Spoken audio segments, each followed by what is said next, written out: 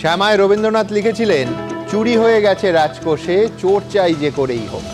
অনেকে বলছে এখন চুরি যেখানে হয়েছে সেটাও কিন্তু রাজকোষ, মানে আইপ্যাকের অফিসে চুরির অভিযোগ। আর সেখানে কে কার থেকে কি চুরি করেছে সেই প্রশ্নে একেবারে মারমার কাটকাট। সেই নিয়েই প্রথম প্রশ্ন। কলকাতা থেকে দিল্লি উত্তাল রাজপথ, আদালতেও বিশৃঙ্খলা। আইপ্যাকে তল্লাশি ঘিরে তৃণমূল ও ইডির সংঘাতে তোলপাড় দেশ। চুরির অভিযোগ তুলছে দুপক্ষই, কিন্তু কে কার আসলে কি চুরি করলো তা কি কোনোদিন আদৌ জানা যাবে? দ্বিতীয় প্রশ্ন। পুলিশকে নিয়ে আইপ্যাকের অফিস থেকে গুরুত্বপূর্ণ নথি চুরি করেছেন মমতা বন্দ্যোপাধ্যায়। মুখ্যমন্ত্রীকে অভিযুক্ত করে আদালতে সিবিআই তদন্ত চাইল ইডি।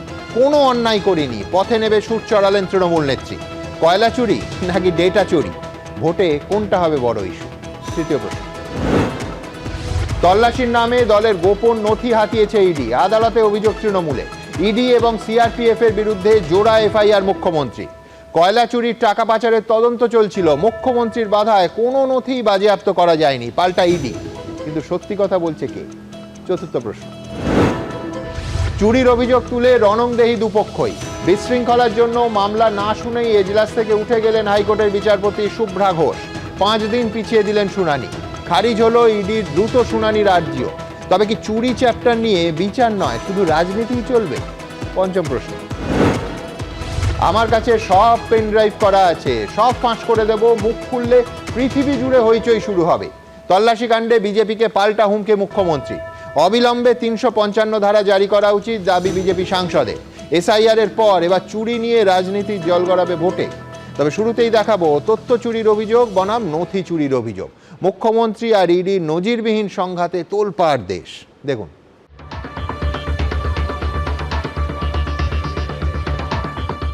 দুদলই পথে, ফুটছে রাজনীতি।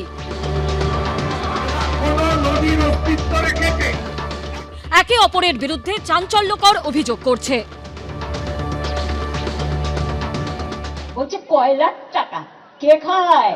অমিত শাহ খায়। মমতা বন্দ্যোপাধ্যায় জানে, রাজীব কুমার জানে পরিণতি কি হতে যাচ্ছে। মমতা বন্দ্যোপাধ্যায় আইনের ঊর্ধ্বে নয়। কলকাতা থেকে দিল্লি তেতে উঠেছে পরিস্থিতি। আদালতে দায়ের পিটিশনে মুখ্যমন্ত্রীকে চোর বলে দাবি করছে ইডি। ইডির বিরুদ্ধে এফআইআর করছেন মমতা বন্দ্যোপাধ্যায়। কিন্তু ইডি তল্লাশি চলাকালীন কি করে মুখ্যমন্ত্রী ফাইল নিয়ে বেরিয়ে চলে গেলেন, সেই ধোঁয়াশা কিন্তু কোনো মতেই কাটছে না। দুপক্ষই আপনারা আদালতে মক ফাইট করতে চলে গেছেন। ইডির তল্লাশি চলাকালীন আইপ্যাকের কর্ণধারের ফ্ল্যাট ও অফিসে যাওয়া এবং ফাইল বের করে আনা নিয়ে প্রবল সমালোচনার মুখেও নিজের অবস্থান কি সমর্থন করছেন মুখ্যমন্ত্রী। আমি কাল যা করেছি as a all India Trinamool কংগ্রেসের চেয়ারম্যান করেছি, এবং যা করেছি আমি কোনো অন্যায় করিনি। তুমি আমায় খুন করতে এসছো, আমার আত্মরক্ষা করার অধিকার আছে। শাহজাহানকে যদি আমরা গুন্ডা বলি, পশ্চিমবাংলার মুখ্যমন্ত্রীকে আমরা গুন্ডি বলতেই পারি। বৃহস্পতিবারের ঘটনার পর সিবিআই তদন্তের দাবিতে হাইকোর্টের দ্বারস্থ হয়েছে এনফোর্সমেন্ট ডিরেক্টরেট। রিট পিটিশনে ইডির চাঞ্চল্যকর দাবি, আইনত তল্লাশি চলাকালীন পুলিশকে সঙ্গে নিয়ে ইডির হেফাজত থেকে জোর করে digital device, electronic storage media এবং অপরাধ সংক্রান্ত গুরুত্বপূর্ণ নথি চুরি করেন মুখ্যমন্ত্রী। আর আপনার এই আইপ্যাক আপনি জানেন 2021 ভোটে কাকদ্বীপ ব্রাঞ্চ, এক্সিস ব্যাংক 16 কোটি টাকা কেপি কনস্ট্রাকশন ঠিকাদার সরাসরি আইপ্যাকের অ্যাকাউন্টে ঢুকেছে। গদ্দার অ্যাডপ্টেড সন হয়ে গেছে। গদ্দারের থ্রুতে টাকা দেয়, সাথে আছে এক জগন্নাথ। জগন্নাথের থ্রুতে টাকা যায় শুভেন্দু অধিকারীর কাছে, আর শুভেন্দু অধিকারীর থ্রুতে টাকা যায় অমিত শাহর কাছে। মুখ্যমন্ত্রীর অভিযোগের প্রেক্ষিতে পাল্টা মুখ খুলেছেন রাজ্য বিজেপির সহসভাপতি জগন্নাথ চট্টোপাধ্যায়। আপনাদের দেখাই সেই লালার ডায়েরির কয়েকটি পাতা, এরকম কয়েকশো পাতা আমার কাছেও আছে। এই যে কোন ডেটে কাকে কার মাধ্যমে লালা টাকা দিয়েছিল তা সব এভাবে লিপিবদ্ধ করে আছে। মাননীয়ার কাছে বলতে চাই যে আপনি চ্যালেঞ্জটা নেবেন নাকি? এই লালার ডায়েরির প্রতিটি পাতা ফাঁস করব। যে লক্ষণ রেখার কথা বলছেন সেই লক্ষণ রেখা আপনি অতিক্রম করে যাচ্ছেন, ফলে আমাকেও কিন্তু এবার আমার কাছে যা নথি আছে তা প্রকাশ করতে হবে, আমি তা করব। শুক্রবার কলকাতা হাইকোর্টে ইডি এবং তৃণমূলের জোড়া মামলার শুনানি 14 জানুয়ারি অবধি পিছিয়ে দেন বিচারপতি শুভ্রা ঘোষ। এদিনই শুনানি চেয়ে ভারপ্রাপ্ত প্রধান বিচারপতি সুজয় পালের কাছে ইমেলে আর্জি জানায় ইডি। একই সঙ্গে আবেদন করা হয় এই মামলা অন্য কোনো বিচারপতির এজলাসে পাঠিয়ে শুনানি হোক। কিন্তু ভারপ্রাপ্ত প্রধান বিচারপতি জানান, বিচারপতি শুভ্রা ঘোষের নির্দেশ যেহেতু জুডিশিয়াল অর্ডার, তাই তিনি প্রশাসনিকভাবে ওই নির্দেশের উপর কোনো হস্তক্ষেপ করতে পারেন না। শুক্রবার শুনানি শুরুর আগে deputy solicitor general Dhiraj Trivedi আদালতে দাবি করেন তার ফোন হ্যাক হয়েছে। বিচারপতি তাকে বলেন এ ব্যাপারে প্রয়োজনীয় পরামর্শ নিন। এবিপি আনন্দ। দেখুন, নিস্তরঙ্গ বঙ্গ রাজনীতির ডোবায় হঠাৎ যেন সাঁড়াসাঁড়ির বান লেগেছে, কিন্তু রাজনীতির ঘোলা জলে ক্রমশ হারিয়ে যাচ্ছে সত্য, বিচার আর যেটুখানি মূল্যবোধের তলানি পড়েছিল সেটুকুও। মূল প্রশ্ন তো একটাই, কোনটা সত্যি, নথি চুরি না তথ্য চুরি? ইডি চাইছে সিবিআই তদন্ত, হাইকোর্টে বলছে সব নথি চুরি করেছেন মুখ্যমন্ত্রী, আর মুখ্যমন্ত্রী করেছেন এফআইআর তথ্য চুরির অভিযোগে, ইডির বিরুদ্ধে, সিআরপিএফের বিরুদ্ধে। বেশ, বিচার দেবে কে? আদালত।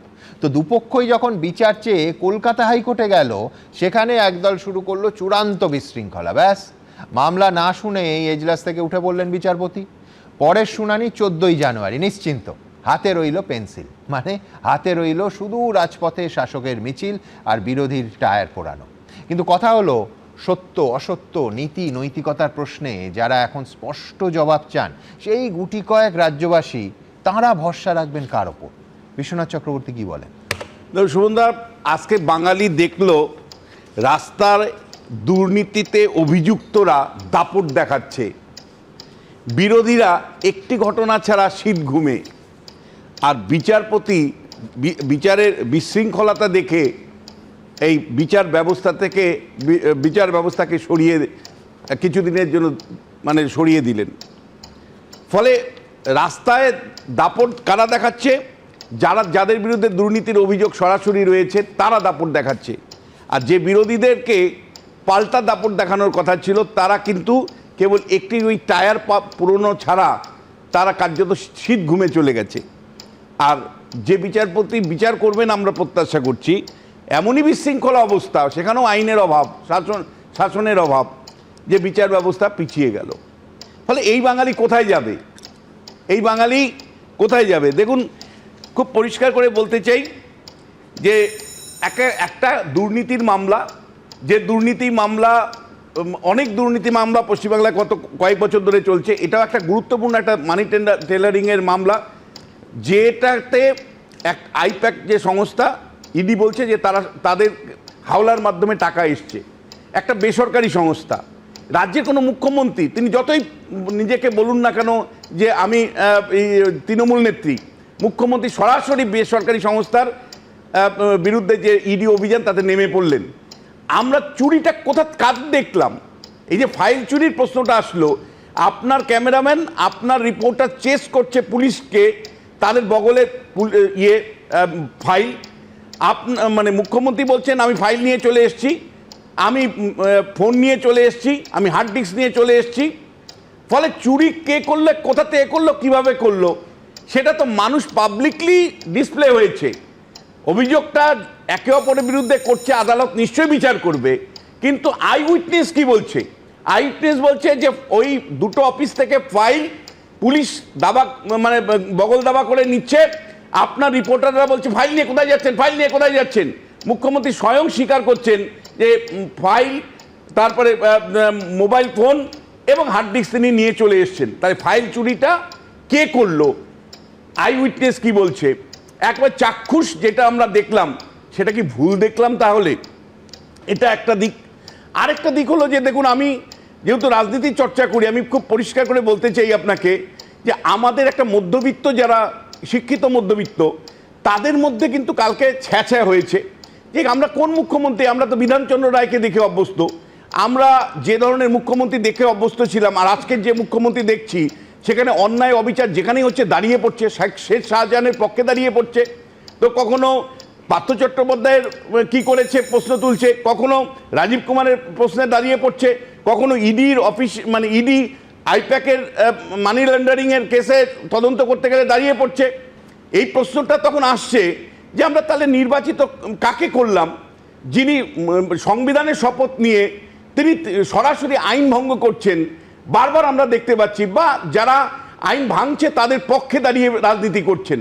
দেখুন সুমনদা, এটা ফ্যাক্ট যে মধ্যবিত্ত শিক্ষিত একটা ছোট্ট অংশ এই প্রশ্নগুলো তুলছেন এবং তারা ছিচি ছায়াটা করছেন, কিন্তু একটা বিরাট অংশ যারা আজকে রাস্তার রাজনীতিতে মমতা বন্দ্যোপাধ্যায়কে দেখেছেন তারা মনে করছেন যে আমাদের নেতৃত্ব এই মানে আমাদের নেত্রী ইডিকে হারিয়ে দিয়ে এসছে, ইডির অফিসে গিয়ে ইডির থেকে ফাইল নিয়ে ডেস্ক মানে হার্ড ডিস্ক নিয়ে চলে এসছে।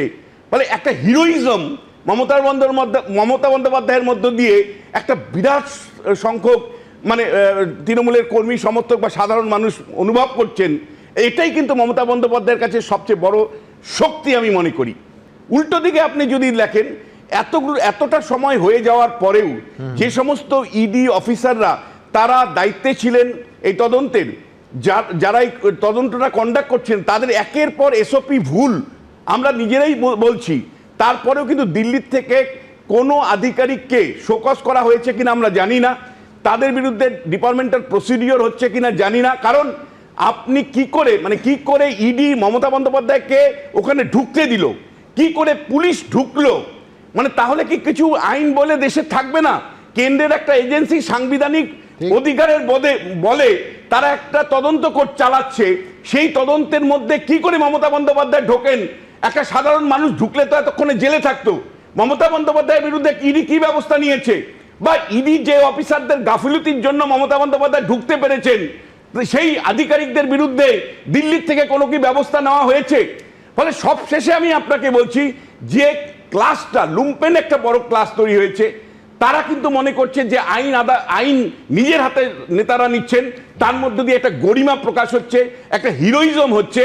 কিন্তু যারা যুক্তি দিয়ে বোঝার চেষ্টা করছেন যে যিনি অথরিটি, যিনি রাজ্যের একেবারে শাসন প্রধানা, তিনি যদি আইন ভঙ্গ করেন, তিনি যদি ইডির এই তদন্তের মধ্যে আইন বহির্ভূতভাবে প্রবেশ করেন এবং সেটাকে তিনি নিজেই আবার প্রজেক্ট করেন এবং তার বিরুদ্ধে মিছিল মিটিং করে সেটাকে সাবাস করেন, আগামী দিন কে ইডিকে মানবে?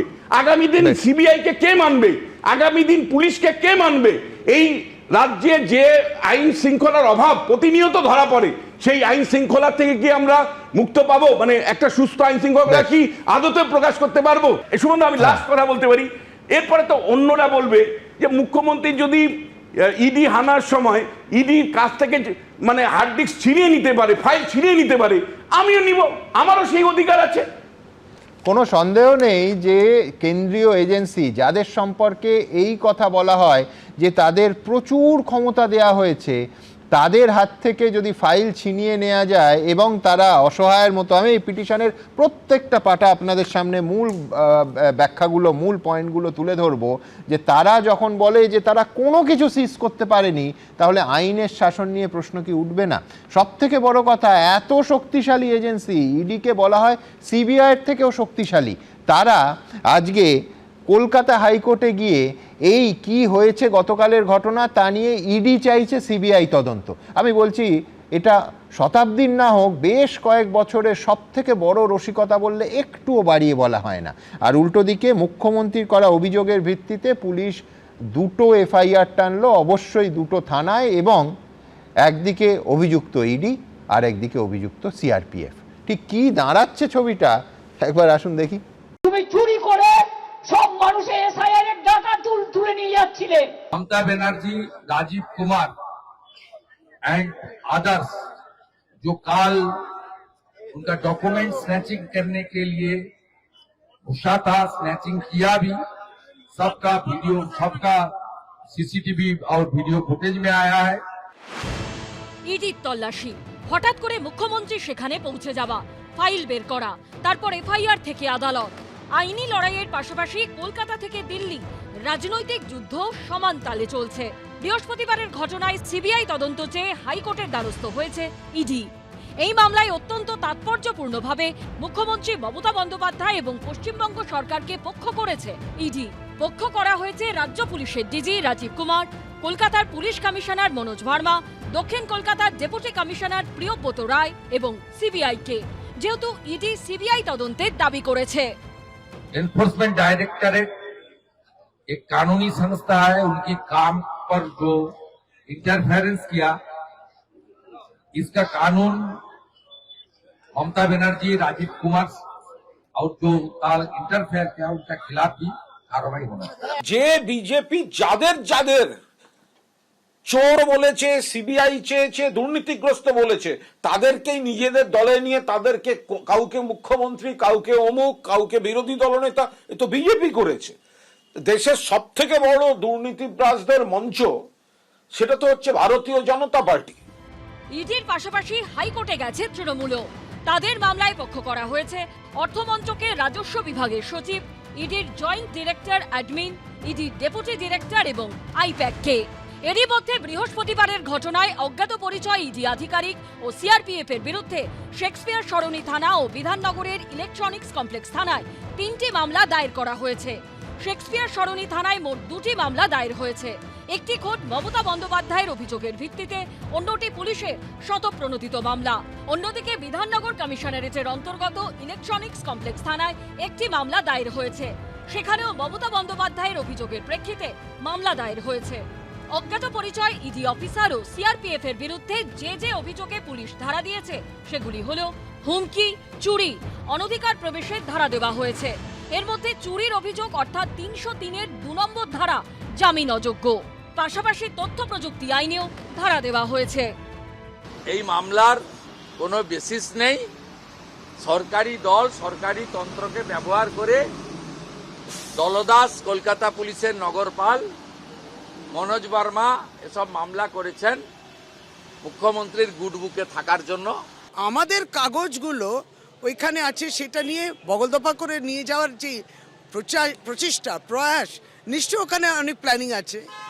তো সেইটা একটা অদ্ভুত, এইটা কিন্তু ভারতবর্ষে যে নিউ নর্মাল বলছে না বিজেপি, এটা কি নিউ নর্মাল? তাহলে আপনি দেখুন কোনো রাজ্যে এরকম হয়নি যে পলিটিক্যাল অ্যাডভাইজার যে তার অফিসে গিয়ে হামলা হচ্ছে এবং কাগজগুলো বাজেয়াপ্ত করা হচ্ছে। কতটা কাপুরুষ হলে পরে এবং কতটা বিজেপি নাপতে পারে। অভিযোগ পাল্টা অভিযোগ, মামলা, এসব তো হচ্ছে, কিন্তু সবটাই সামনে ভোটকে মাথায় রেখে নয় তো। প্রকাশ সিনহা, ময়ূখ ঠাকুর চক্রবর্তী ও আবিদ দত্তের রিপোর্ট, এবিপি আনন্দ। দেখুন কি বলা যায় একে।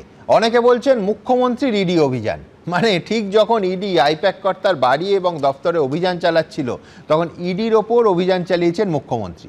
আজ কলকাতা হাইকোর্টে ইডি তাদের পিটিশনে মুখ্যমন্ত্রী সম্পর্কে যা বলেছে, দেশের কোনো মুখ্যমন্ত্রী সম্পর্কে কোনো এজেন্সি কোনোদিন সেটা বলেছে কিনা সন্দেহ। ইডি বলছে মুখ্যমন্ত্রী মমতা বন্দ্যোপাধ্যায় রাজ্যের পুলিশের সাহায্যে digital device, electronic storage media এবং কি ডকুমেন্টস চুরি করেছেন। চুরি শব্দটা নিশ্চয়ই আপনাদের কানে লাগলো। শুধু এটা নয়, পরপর 4টে শব্দ ইডি আজ পিটিশনে ব্যবহার করেছে। 1, ফোর্সিবলি রিমুভড, 2, সিজড অ্যাওয়ে, 3, কনসিলড এবং 4, স্টোলেন। কে করেছেন?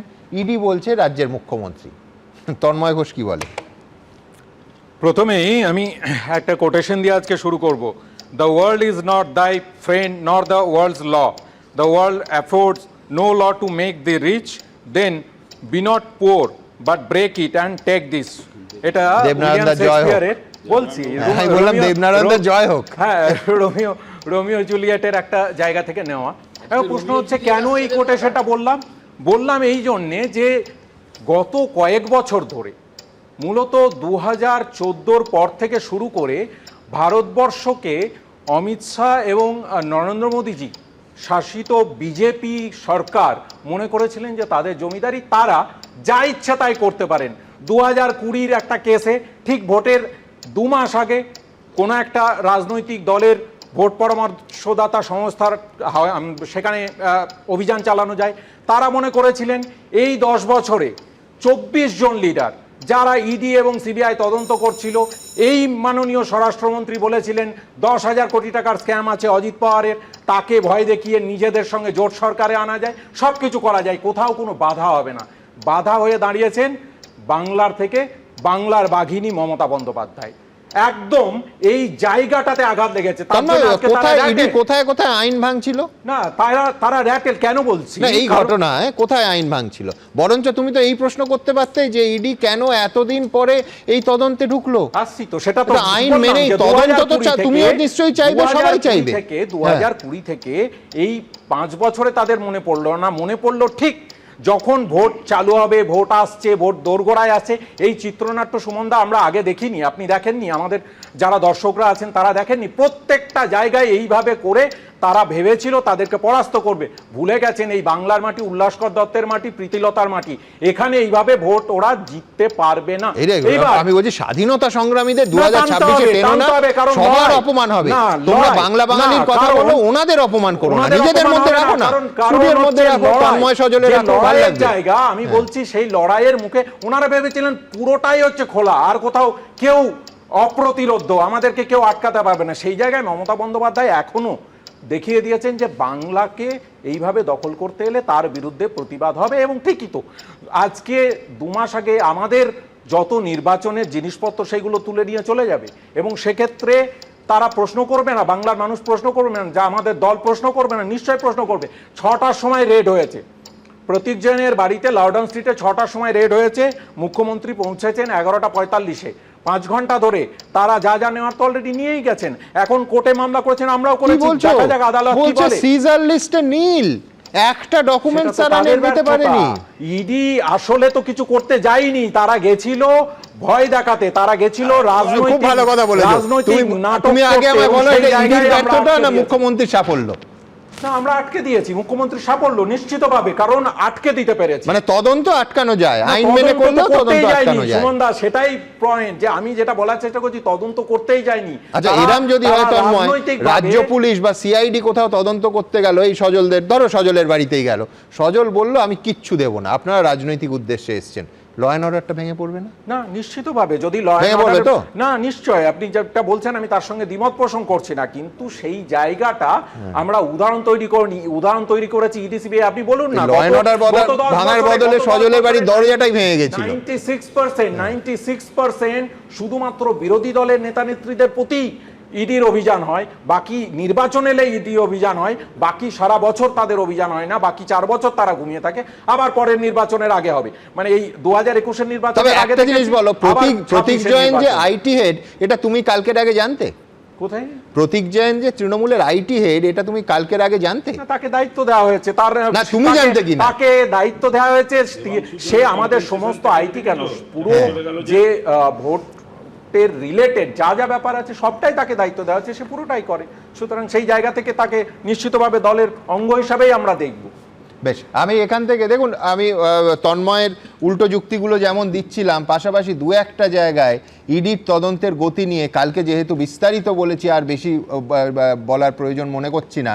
সেটা হচ্ছে সত্যি সত্যি বহু জায়গায় বেশ কিছু প্রশ্ন আছে, এমনকি এই ঘটনা যেভাবে ঘটেছে বলে ইডি তাদের পিটিশনে জানাচ্ছে সেটা নিয়েও প্রচুর প্রশ্ন আছে। তবে পিটিশনে ঠিক কী লিখলো, 9 নম্বর পাতার মূল কথা আপনাদের পড়ে শোনালাম, বাকি কোথায় কি আছে দেখাবো।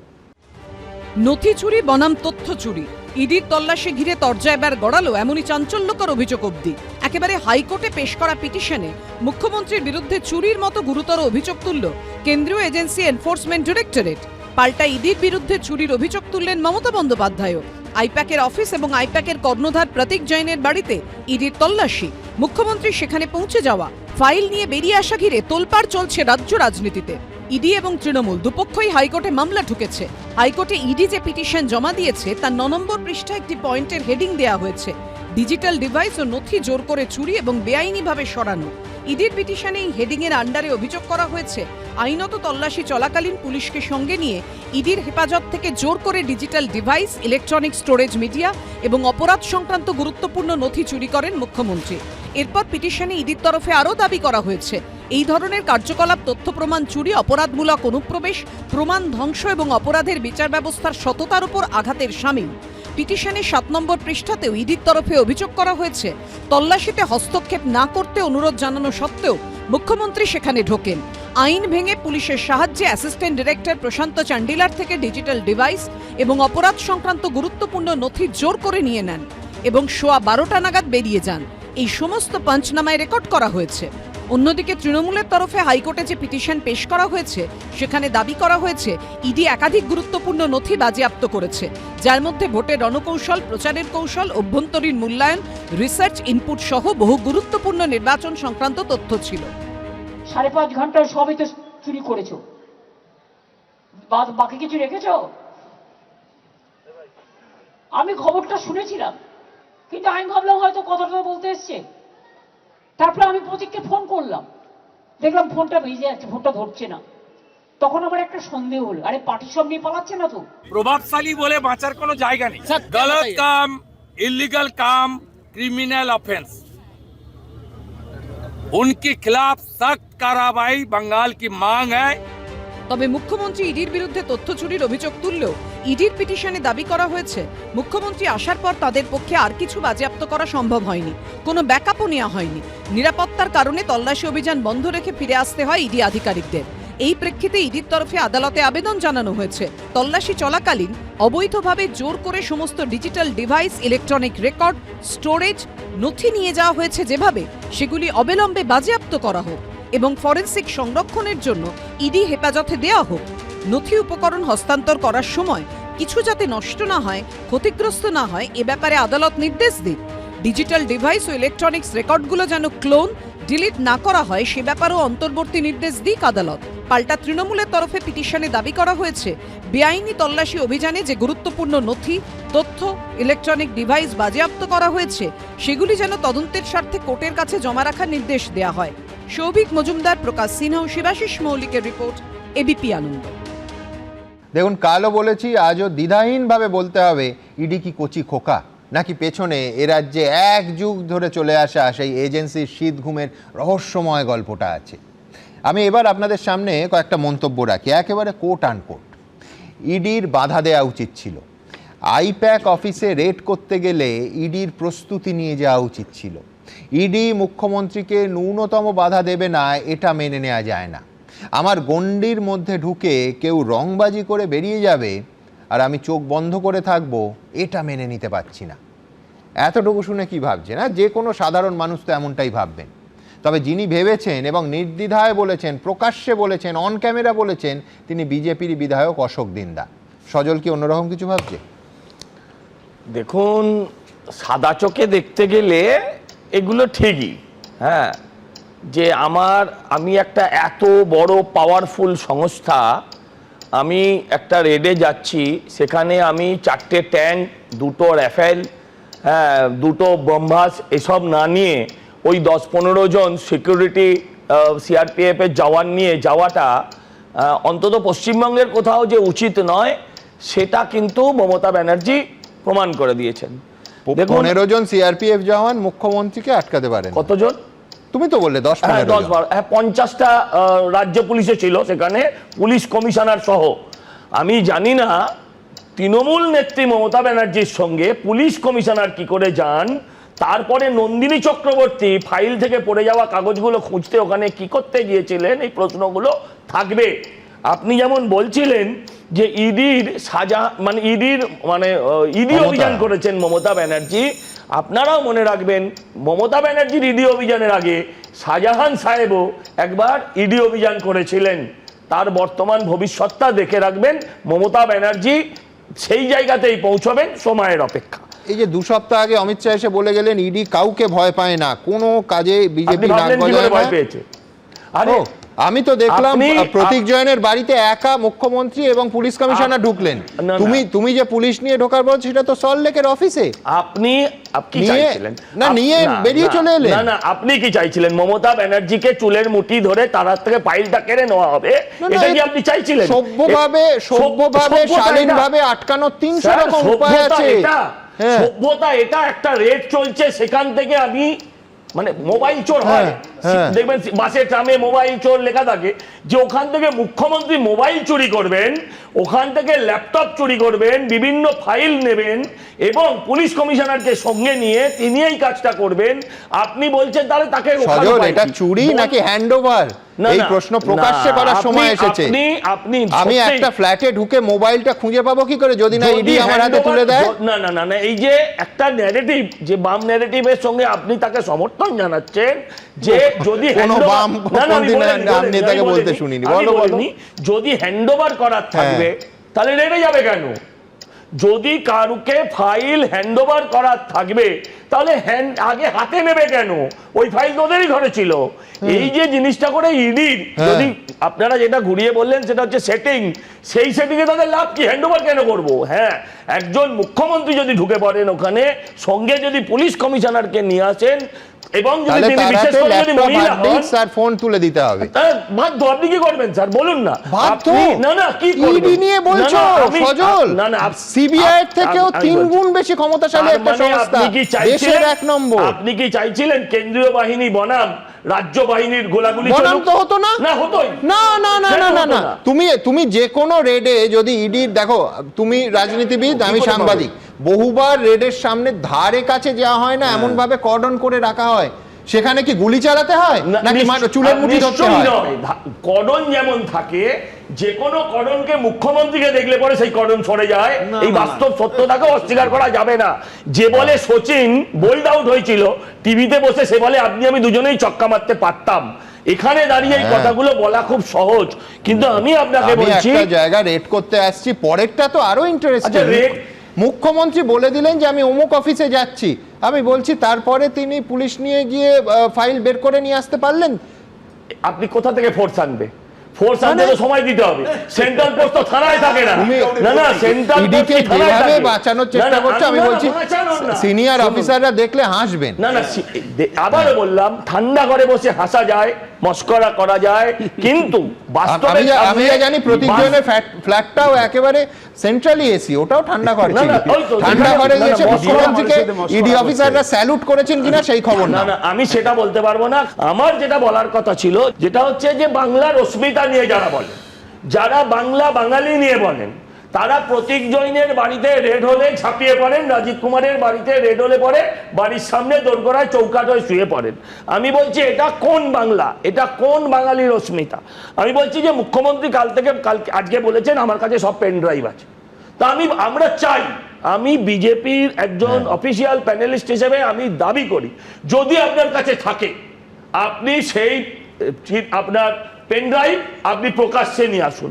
আমি দাঁড়িয়ে এখানে বলতে চাই যে মুখ্যমন্ত্রী, আপনার মুখ থেকে আমরা অনেক শুনেছি সিপিএম এর ফাইল, তারপরে ফাইল পাওয়া যায়নি, চিরকুট, সেগুলো আমরা অনেক শুনেছি, কিন্তু আমরা দেখছি যে ক্রমশ সরকারের বস্তরণ হচ্ছে। আপনি বরঞ্চ বলেছেন আমি অ্যাটম বোমা নাকি পরমাণু বোমার মতন ফাটবে, আপনি সেরকম একটা কিছু করে দেখান। মুখ্যমন্ত্রী বলেছেন আমি কোনো অন্যায় করিনি। হাইড্রোজেন বোমাটা রাহুল গান্ধী বলেছেন। মুখ্যমন্ত্রী বলেছেন আমি কোনো, ওতেও গ্যাস ছিল এখানেও গ্যাস আছে, আর কিছু নেই। আমি বলছি মুখ্যমন্ত্রী বলেছেন আমি কোনো অন্যায় করিনি, সে তো ধনঞ্জয় বলেছিল। আজ অব্দি কে বলেছে অন্যায় করে যে অন্যায় করছেন? আসলে শুনুন, আজকেও যেটা কোর্টে হলো, আপনি বলুন তো সেটাকে আপনি কি দিয়ে প্রিভেন্ট করবেন? কোন ভদ্র সভ্য দেশে ইডি কোনো ফোর্স নয়, ইডি কোনো ফোর্স নয়, তারা আপনার আমার মতন অফিস করে, তারা একটা তদন্তকারী সংস্থা, তারা একটা ফোর্সের সাহায্য নেয়। এবারে একটা বাড়ি রেড করতে গেলে নিজস্ব ফোর্স নিয়ে গেছিল, সেন্ট্রাল বাহিনী, থানার পুলিশ নিয়ে যায়নি। আমি থানার পুলিশ ছিল না। আমি শুরুতে বলেছি যে এবার নিয়ে যেতে হলে রাফায়েল টাফাইল জাতীয়, ব্রাহ্মস টাম্বস জাতীয় অস্ত্র শস্ত্র নিয়ে যেতে হবে। আমি শুধু বলি আপনাকে একটা কথা, যে মুখ্যমন্ত্রী, এই দেখো ক্যামেরা দেখালে তারপর হাসতে শুরু করে, এদের যে এই কার্টুনগিরিটা বন্ধ হোক। আমি আপনাদের একটা কথা খালি বলি, এই যে মুখ্যমন্ত্রী যেটা করেছেন না, বা আজকে যেটা করলেন রাস্তায়, রাজপথ বা আদালতে, সমস্তটাই হচ্ছে মৃত্যু পথযাত্রীর সময় কেনা, এছাড়া কিচ্ছু না। আপনারা অসহিষ্ণু হবেন না, ধৈর্য রাখুন। আমি দায়িত্ব নিয়ে একজন বাংলার যুবক নয়, একজন বাংলার বিজেপি কর্মী নয়, একটা রাজনৈতিক বোদ্ধা হিসেবে, আমি হয়তো বিশ্বনাথদের মতন অত সিনিয়র নয় ব্যাপারটা, অত এক্সপার্ট নয়, কিন্তু তাহলেও বলছি যে মুখ্যমন্ত্রীর জীবনে শাহজাহানের পরিণতি ঘটবে, ঘটবে এবং ঘটবে। আমি আপনাকে বলি যে বাংলার মানুষ, আমি শেষ করি, আমি একটা লাইন ভবিষ্যৎ একটা লাইন। বাংলার মানুষ একটা কথা বলছে, বাংলার মানুষ বলছে যে ভাইপো হচ্ছে কয়লা চোর, পিসি হচ্ছে, বৌমা হচ্ছে সোনা চোর, আর আজকে থেকে বাংলার মুখ্যমন্ত্রী তথা পিসি হচ্ছে ফাইল চোর। কি উচ্চ বংশ এদের, দেখুন এটা ভাবতে ভবিষ্যৎ হবে। কি বলবে সেটা তো আলাদা, কোন বিচারকের কাছে পড়বে, কিভাবে আইন মানে এই মামলাগুলো নিয়ে যাবে মমতা বন্দ্যোপাধ্যায় শেষ পর্যন্ত বিচার মধ্যে আর থাকবে আর ঢুকবেন কিনা সেগুলো তো অনেক ব্যাপার। কিন্তু আমি বলছি সকাল থেকে সজল থেকে শুরু করে শুভেন্দু কার্যত বলা যায় যে মানে ফেস সেভিং বলে না, মানে কালকে ইডির ব্যর্থতাটা যে সরাসরি বিজেপির ব্যর্থতা, অমিত শাহর ব্যর্থতা, নরেন্দ্র মোদীর ব্যর্থতা, এটা বুঝতে পেরেছে সজলরা, এতটুকু বুঝতে পেরেছে যে কালকে ইডির ব্যর্থতাটা সরাসরি বিজেপির ঘরে ধাক্কা লেগেছে। কিন্তু বিজেপি এখন কি করছে যে যে কোনো মূল্যে একটা ফেস সেভিং এর জন্য নানা রকম তত্ত্ব আনছে। তার মধ্যে একটা তত্ত্ব হলো যে মমতা বন্দ্যোপাধ্যায়কে যদি ওইভাবে হ্যাকেল হতেন তাহলে ওই ছবি উনি ইমোশনালি ব্যবহার করতেন। আরে বাবা, তা আসবে কেন? আমার প্রশ্ন, একটা রেড করতে গেলে সুমনদা একটা মিনিমাম এসওপি এখানে ইয়ে আছে, পুলিশ কর্তা আছেন, আমরা সবাই জানি যে কর্ডন করে রাখে, একাধিক লেয়ারে কর্ডন হয়, মুখ্যমন্ত্রী ঢোকারই সুযোগ নেই ওখানে, যে না এখানে রেড হচ্ছে আপনাকে অ্যালাউ করা হবে না। ফলে মুখ্যমন্ত্রী ঢোকা তো অনেক দূরের কথা, ঢুকতে হতো। মুখ্যমন্ত্রীকে তোমরা অ্যালাউ করেছো, তোমরা অ্যালাউ করেছো। ইডির ব্যর্থতা বিজেপির ব্যর্থতা, বিজেপির ব্যর্থতা, বিজেপির ব্যর্থতা। আরে মুখ্যমন্ত্রীকে দেখলে আপনিও থেমে যাবেন, আপনিও ঠান্ডা হয়ে যাবেন। আবার এখানে এসব কথা আমি বললাম তো, এসব কথা শুনুন না, এটা কাব্যের কথা, আবারও বারবার বাস্তবের কথা নয়, এটা কাব্যের কথা, এটা কাব্যের, এই কথাগুলো কাব্যের। কোনো ভদ্র দেশে আমরা কেজরিওয়ালকে অ্যারেস্ট করেছিলাম, কেজরিওয়াল অ্যারেস্ট হয়েছিল, এই ঘটনা ঘটেনি। চিদম্বরমের বাড়ি থেকে টেনে বার করা হয়েছিল, সেই দলই কাজ করেনি। আপনারা এখান থেকে মমতাকে সমর্থন করেছেন, আপনারা এখান থেকে মমতাকে সমর্থন করছেন, আপনারা তুলিকে সমর্থন করছেন। দুজন ফাইল চোরের দল থেকে এতে হয়নি, আপনি তৃতীয় ব্যক্তি হয়ে উঠেছেন। বললাম তো, দুটো ফাইল চোরের দল হয়নি, আপনি তৃতীয়। আপনি খুনের চাকরি বারবার আপনি সেই ভূমিকায় থাকবেন। দুর্ভাগ্যজনক, দুর্ভাগ্যজনক, সবথেকে দুর্ভাগ্যজনক হচ্ছে সেই দিনের ঘটনাটা, এবং সেই নিয়ে সজলের সঙ্গে নিঃসন্দেহে সজলের সঙ্গে দেখা হলে অশোক দিন্দা নিশ্চয়ই চর্চা করে নেবেন। অশোক দিন্দা কি বলেছেন দেখাবো এবার। অ্যাগ্রেসিভ বোলিংটা করেছেন মমতা ব্যানার্জি, ইডি ব্যাট করতে পারেনি। বাধা যদি তারা দিত তাহলে সন্দেশখালির মতো কালকে অনেককে রক্তাক্ত হয়ে হসপিটালে যেতে হতো। পুরোটাই ড্রামা, পুরোটাই ম্যাচ ফিক্সিং। ইডি আইপ্যাকের কর্ণধারের বাড়ি ও ফ্ল্যাটে তল্লাশি চালাচ্ছে, পাহারায় কেন্দ্রীয় বাহিনী। মুখ্যমন্ত্রী পৌঁছলেন, কোথাও নিজে নথিপত্র নিয়ে বেরিয়ে এলেন, কোথাও নিরাপত্তা রক্ষীদের অনেক কাগজপত্র নিয়ে বেরিয়ে আসতে দেখা গেল। কিন্তু প্রশ্ন উঠে গেল, এটা কি করে সম্ভব? নানা মহলে প্রশ্ন উঠছে, ইডি ও কেন্দ্রীয় বাহিনী কেন মুখ্যমন্ত্রীকে আটকালেন না? তাহলে কি নেপথ্যে অন্য কিছু আছে? শুধু সিপিএম বা কংগ্রেস নয়, ইডির ভূমিকা নিয়ে প্রশ্ন উঠছে খোদ বিজেপির মধ্যে থেকেও। ইডির আরেকটু লড়াকু মানসিকতা দেখানো উচিত ছিল। আমি তো ফাইটার, তো খেলার মাঠের লোক। শুধু আসলে আমার মনে হয় যদি মমতা ব্যানার্জি দরজা ভেঙে ঢুকে যেত, কিংবা বন্দুক ঠেকিয়ে পেপারগুলো নিয়ে চলে যেত, তাহলে পিকচারটা ভালো লাগতো, যে মমতা ব্যানার্জি এলেন, বন্দুক ঠেকালেন, আর পেপারগুলো ছিনতাই করে নিয়ে চলে গেল। কিন্তু এই নিয়ে উল্টো সুর শুভেন্দু অধিকারীর গলায়। বাধা দিলে ইডির লোকরা আক্রান্ত হতো এবং মমতা ব্যানার্জি তার পার্সোনাল সিকিউরিটিদেরকে এবং কলকাতা পুলিশ, বিধাননগর পুলিশকে মিসইউজ করেছেন। বাধা যদি তারা দিত তাহলে সন্দেশখালির মতো কালকে অনেককে রক্তাক্ত হয়ে হসপিটালে যেতে হতো। ভোট এসে গেছে, তাই গোটা ঘটনার মধ্যে মমতা বন্দ্যোপাধ্যায় ও নরেন্দ্র মোদীর ফের সেটিং খেলা দেখছে কংগ্রেস সিপিএম। এই হঠাৎ করে ইডির যাওয়া এবং সেখানে মুখ্যমন্ত্রী পৌঁছানো এবং ইডির সামনে থেকে ফাইল নিয়ে আসা, প্রধানমন্ত্রীর যখন গাড়ি আটকে ছিলেন নির্বাচনের সময়, সেই আধিকারিককে, সেই ব্যুরোক্র্যাটকে যে সমস্যার সম্মুখীন হতে হয়েছিল, ইডি অফিসার যারা কালকে মুখ্যমন্ত্রীকে ছেড়ে দিলেন তাদের তো হতে হয়নি। পুরোটাই ড্রামা, পুরোটাই ম্যাচ ফিক্সিং, আর নিজেরা দেখানোর চেষ্টা করছেন যে দেখো বিজেপি এবং তৃণমূলই মার্কেটে আছে, অন্য কোনো আর কেউ মার্কেটে নেই। কোনো সন্দেহ আছে নাকি এসব যা হচ্ছে এটা একটা চিত্রনাট্য, নাকি আমি জানি না একটা নাট্যচিত্র কিনা? দেখে তারপর নাটক করা, নাকি নাটক তাই অনুযায়ী প্লট বানানো? এ তো নাট্যচিত্র, চিত্রনাট্য না। ভোটের আগে আসল খেলা নাকি নকল, জানেন তো রাজনীতির কুশীলব রায়। উজ্জ্বল মুখোপাধ্যায় ও মুন্না আগরওয়ালের রিপোর্ট, এবিপি আনন্দ। দেখুন, এবার গতকাল থেকে চর্চা হওয়া আরেকটা সম্ভাবনা একটু খতিয়ে দেখা যাক। অনেকে ভাবছিলেন যে সকাল 6টায় আইপ্যাক কর্তার বাড়িতে রেড করতে ইডি ঢোকে। মুখ্যমন্ত্রী বলেছেন যে সঙ্গে ইডির ফরেন্সিক বিশেষজ্ঞরাও ছিল, সুতরাং ওই ল্যাপটপ, মোবাইল ফোন বা হার্ড ডিস্ক হয়তো ইডি মুখ্যমন্ত্রী ঢোকার আগেই কপি করে নিয়েছিল। দেখুন, 250 জিবির একটা এসএসডি হার্ড ডিস্ক থেকে যদি থান্ডারবোল্ট কেবল দিয়ে ডেটা ট্রান্সফার করা যায়, কোনোভাবে সেটা 2.5 মিনিটের থেকে বেশি সময় লাগার কথা নয়। কাজে এই সম্ভাবনা কিন্তু হতেই পারত। কিন্তু আজ কলকাতা হাইকোর্টে দেয়া পিটিশনে ইডি একেবারে স্পষ্ট করে লিখে দিয়েছে যে গতকাল আইপ্যাক কর্তার বাড়ি বা দফতর কোথাও থেকে তারা কোনো কিছু সিজ করেনি।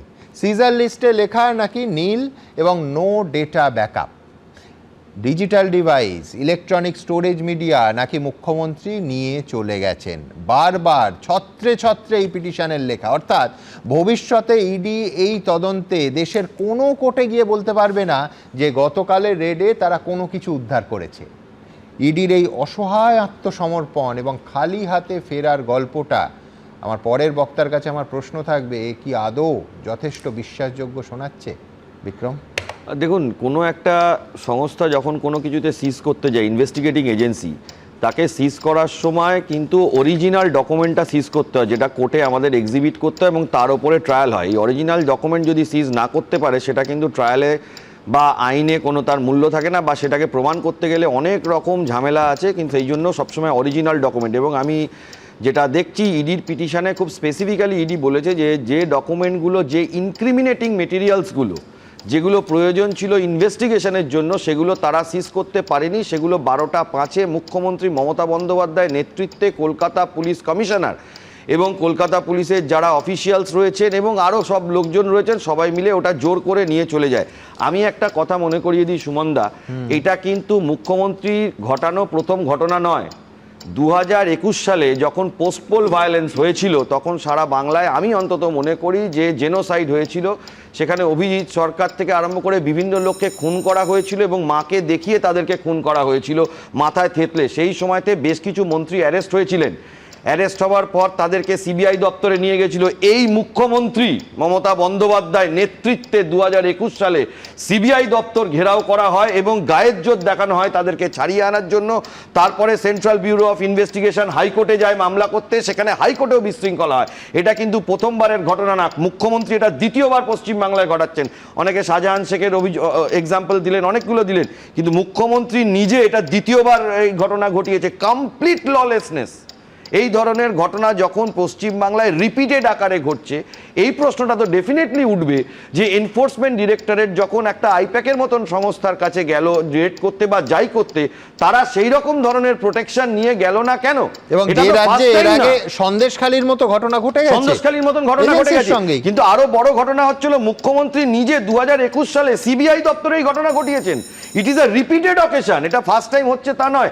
তাহলে এনফোর্সমেন্ট ডিরেক্টরেট যখন এই ধরনের ঘটনা পশ্চিমবাংলায় রিপিটেশন হচ্ছে, বারবার করে হচ্ছে, তাহলে কেন গেল না? এটা তো একটা প্রশ্ন ডেফিনেটলি। মনে হচ্ছে এনআইএ এর মতো এজেন্সিকে আক্রান্ত হতে হয়েছে, এনআইএ এর মতন এজেন্সিকে আক্রান্ত হতে হয়েছে।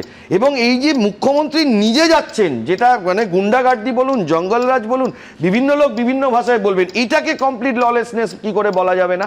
আর দ্বিতীয় প্রশ্নটা হচ্ছে হলো, কোনো কর্তব্যরত পুলিশ অফিসারকে যদি কাজে বাধা দেওয়া হয়, that is a non bailable cognizable offence. এখন সেকশন 132 বিএনএসএ এটা বলা আছে। তা সত্ত্বেও আজকে কোনো সাধারণ মানুষ গিয়ে যদি থানায় কিছু করে, কিছু বলে, তাকে আগে অ্যারেস্ট করে নেওয়া। আজকে মুখ্যমন্ত্রী মমতা বন্দ্যোপাধ্যায় বলে তিনি ছাড়া পেয়ে যাবেন। এত বড় একটা ঘটনা ঘটে গেল। এইটাই হলো আমাদের কাছে সব থেকে বড় চিন্তার বিষয়। আরও একটা বিষয় এখানে দেখতে হবে, আজকে যদি মুখ্যমন্ত্রী মমতা বন্দ্যোপাধ্যায় এটা করার মতন জায়গা তিনি পেয়ে যান, এটা যদি তিনি দেখাতে পারেন তাহলে পশ্চিমবাংলায় যারা সাধারণ মানুষ আছে তারা পর্যন্ত আইন মানবে। এই বার্তাটা তিনি কি এটা দিতে চাইলেন পশ্চিমবাংলার মানুষের কাছে, বা যারা ওনার দলকে সাপোর্ট করে বা যারা ওনার দলের কর্মী, যে আইন মেনো না? তাহলে আলটিমেটলি যেটা দাঁড়াবে, কেউই আইন মানবে না, কোনো ল অ্যান্ড অর্ডার সিচুয়েশন থাকবে না, এই ধরনের ঘটনাকে একটা কোনো জায়গা আসবে না। এমনকি আমি তো বলবো যারা কেন্দ্রীয় সরকারে আছে, যারা কনস্টিটিউশনাল বডি আছে, তাদেরও এটা দেখা উচিত। এটা উনি গায়ের জোর দেখিয়ে একবারে পুরো জোর করে বের করে নিয়ে চলে আসবো, এইটা কি করে হয়? আর এটাও ঠিক যে এনফোর্সমেন্ট ডিরেক্টরেট এর আগে জানে যে এই ধরনের ঘটনা শাহজাহান শেখ বলুন অন্যরা বলুন করেছে, খোদ মুখ্যমন্ত্রী এর আগে করেছে। কিন্তু বিক্রম, একটা কথা বলো, তুমি যেহেতু বিচার বিভাগের একটা অংশ এবং আপনারা জানেন যে বিচার বিভাগ সম্পর্কে আমরা সম্পূর্ণ শ্রদ্ধাশীল, কিন্তু এইটাও যদি নর্মস হয় যে একটা গুরুত্বপূর্ণ মামলার দিন আমি যদি এজলাসে একটা বিশৃঙ্খলা, কে করেছে আমি জানি না, আমি ছিলাম না, কিন্তু বিশৃঙ্খলা করতে পারি, তাহলে একটা গুরুত্বপূর্ণ মামলা ভণ্ডুল হয়ে যাবে, মাননীয় বিচারপতিকে উঠে যেতে হবে এবং পরে আরেকটা ডেট পাওয়া যাবে। এটা বিচার বিভাগের দিকে তো মানে মানুষ সব দিক থেকে যখন ধাক্কা খায় তখন বিচার বিভাগের দিকে তাকিয়ে থাকে, এটা কি নর্ম সেট হলো? দেখুন আমি যেটা মনে করি,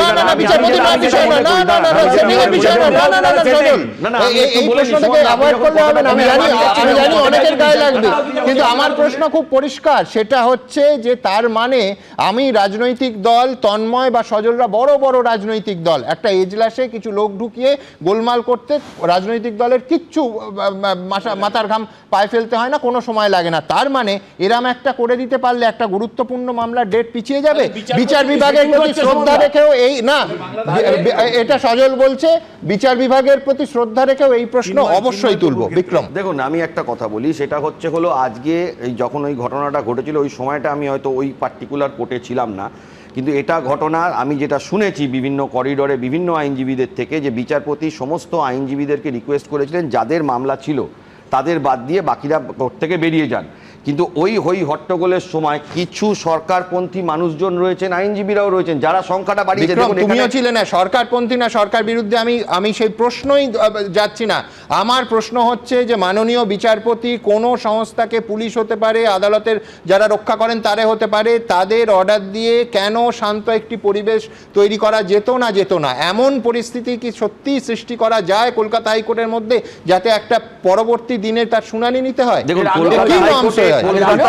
আমি বলি, কলকাতা হাইকোর্টে এই ধরনের বিশৃঙ্খলা এর আগেও ঘটেছে। আমি এর আগে একটা ঘটনা বললাম, যখন মুখ্যমন্ত্রী এটা করেছিলেন, যখন গিয়ে সিবিআই দপ্তরে ঝামেলা করেছিলেন, তখনও চিফ জাস্টিসের ঘরে এই ঘটনা ঘটেছিল এবং বিরাট ঘটনা। তুমি আমায় বলো, একটা সভ্য সমাজে এই রকম একটা গুরুত্বপূর্ণ মামলার ক্ষেত্রে কলকাতা হাইকোর্টের ঐতিহ্যশালী, মানে আমি বলছি দেশের মধ্যে 1 নম্বর হাইকোর্টের একটা ডেকোরাম মেনটেন করা যাবে না? না ডেকোরাম, দেখুন ডেকোরাম মেনটেন করার জন্য হাইকোর্ট অ্যাডমিনিস্ট্রেশন ডেফিনেটলি চেষ্টা করেছে, এটা ঘটনা না, কিন্তু ঘটনাটা যেটা হচ্ছিল ওখানে তো পুলিশ ছিল, পুলিশ ওখানে দাঁড়িয়ে, কলকাতা পুলিশ ওখানে, এই যে হাইকোর্টের যে টোটাল সিকিউরিটি সিস্টেমটা সেটা কার দায়িত্ব? কোর্টে কে ঢুকবে, কে বেরোবে, কে যাবে না, মামলার সময় কে থাকবে না, সেটা কার দায়িত্ব? সেটা তো কলকাতা পুলিশের দায়িত্ব।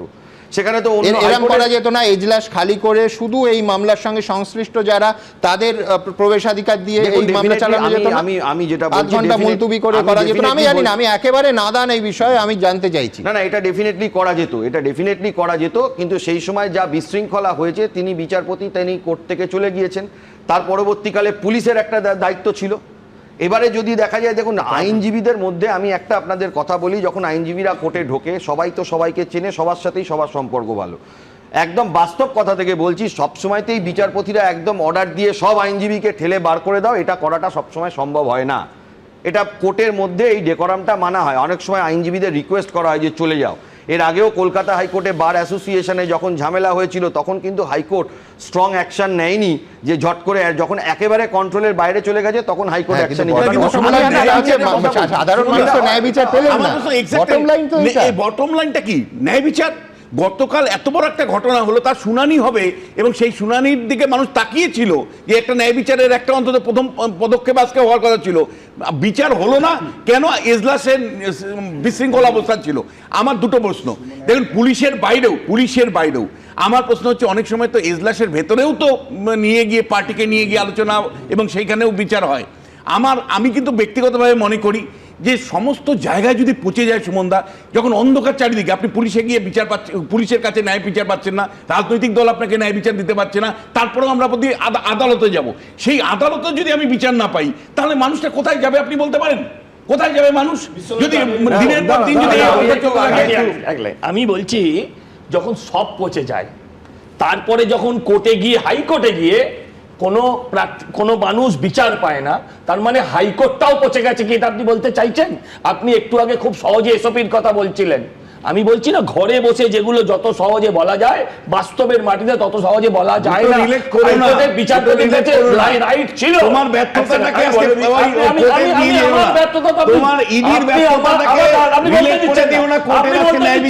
আপনি বলতে দিচ্ছেন না। আমার বক্তব্য হচ্ছে ইডি যেভাবে ব্যর্থ, আপনারা দর্থহীন ভাষায় আজকে বলুন যে হাইকোর্টও বিচার দিতে ব্যর্থ। আপনারা বলুন, আমিও বলছি হাইকোর্ট বিচার দিতে ব্যর্থ, আপনারও সে সাহস থাকলে আপনি এটা বলুন।